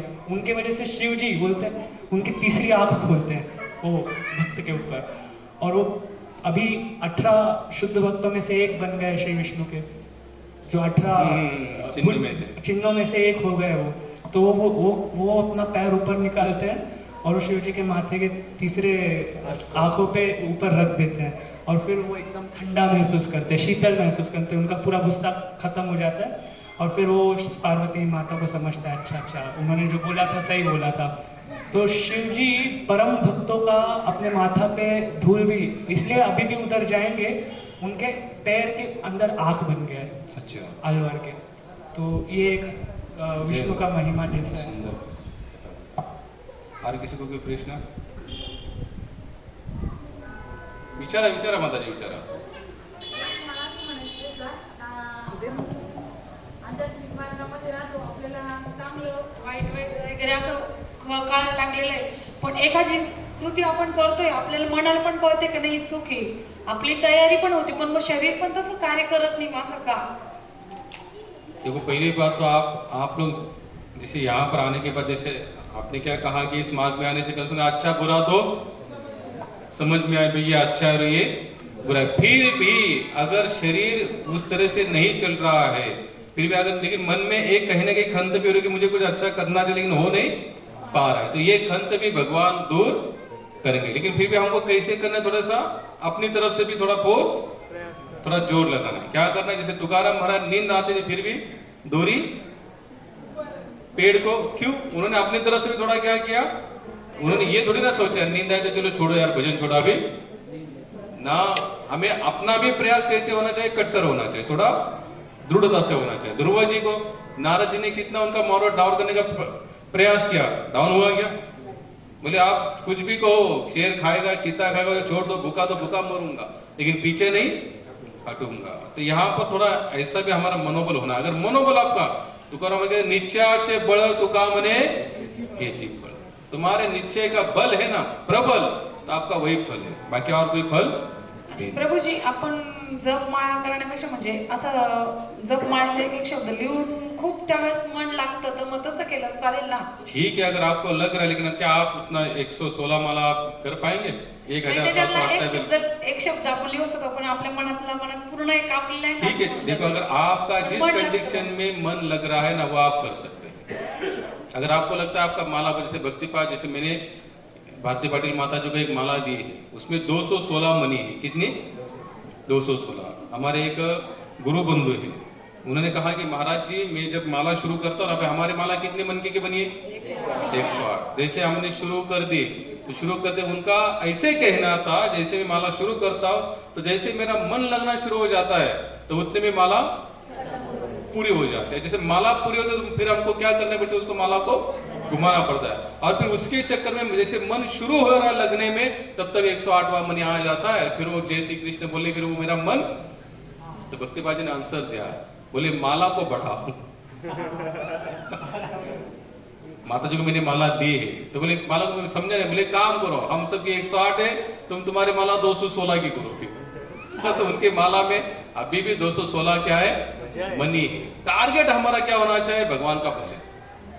क्या होना चाहिए, भगवान का चिंतन होना। अगर लिखने से अगर आपको लग रहा है मैं लिख रही हूँ और उसमें मेरा अच्छा स्मरण हो रहा है, लिखियो, कोई बात नहीं। एक दिन तो कहा कि भाई मैं माला में मैंने, तो भक्तिपाद ने कहा करे तुम एक टाइमर लगाओ। क्या लगाओ, घड़ी, अलार्म लगाओ। अगर तुमको लगता है कि बीच में माला आती है जय श्री कृष्ण बोलना पड़ता है, फिर माइंड थोड़ा सा डिस्टर्ब होता है, तो अलार्म लगा, आधे घंटे का 1 घंटे का, हिलो ही नहीं, जय श्री कृष्ण बोलने की कोई जरूरत। शुरुआत में बोल दो, बाद में 1 घंटा करो, 1 घंटे में 6 माला होती है, 6 मनी खींचो खींचो, 6 मनी नीचे खींचो, तुम्हारी 6 माला हो गई। इसे कहते आचार्य। क्या कहते हैं, प्रभुपाद ने तो यहाँ तक 64 से 16 तक लाए। कितने तक लाए, गौड़ीय संप्रदाय में कहा जाता है कि आईने में देखकर तिलक नहीं लगाने का। तिलक भी नहीं लगाना चाहिए। क्यों, हमारा देहात्मक भाव जागृत होता है। अरे वाह बढ़िया सा तिलक, ऐसा एकदम इधर से कौन इधर क्रॉस करके एकदम, इससे क्या होता है, हमारा देह भाव। तो इसलिए उन्होंने कहा क्या, प्रॉपर गौड़ीय जहां से आया ये संप्रदाय, उन्होंने कहा कि आईने में खुद को देखना, क्योंकि देह के प्रति प्रेम होता है। प्रभुपाद ने कहा बोले अच्छा तिलक लगाओ, आईने में देख के लगाओ। और उन्होंने यहां तक कहा कि सुंदर तिलक सुंदर वैष्णव की पहचान। क्यों कहा उन्होंने, क्योंकि आपका उत्साह कायम रखने के लिए। तो इस युग में केवल सभी का टारगेट एक ही था, भजन भजन। और जिस अवस्था में कर सकते हो उसमें आप करो, लेकिन करो। किसी का मन होता पूजा करने को, किसी के घर वाले चिढ़ते हैं, बोले क्यों करते हो, क्या मिलेगा, क्या भगवान तुमको देगा, तो वो इंसान क्या करना चाहिए उसको? नहीं, ये तो रिजल्ट है आपके पास, यानी कि आप पूजा कर रहे हो, इसका रिजल्ट है। अगर हम कुछ नहीं करते तो कुछ भी नहीं बोलते, अगर आप कुछ कर रहे हो इसका मतलब कुछ बोल रहे हो, इसका मतलब आप कुछ कर रहे हो। और उनको जो बोलना है उनको बोलने, उधर ध्यान मत दो माता जी। बोलने वाले के यहाँ हम लोग क्या कहते, मराठी में लोग कहते हैं की लोकांच्या तोंडाला हात लावता येत, त्याच्यापेक्षा आपले कान थोडेसे बंद ठेवायचे ना, आपण आपलं भजन, यानी कि लोगों के मुंह पर हाथ लगाने। हमारे पास 2 हाथ है और 1000 मुंह बोल रहे तो कहाँ कहाँ जाएंगे चिपकाने। जैसे आप बोलते हो अपना कान बंद करो तो अपना भजन शुरू 2 करो। मिनिट का भजन आहे, बाबा 2 मिनिट, आपलं 2 मिनिटात. चला बोला बोला। केशवा माधवा तुझ्या नामात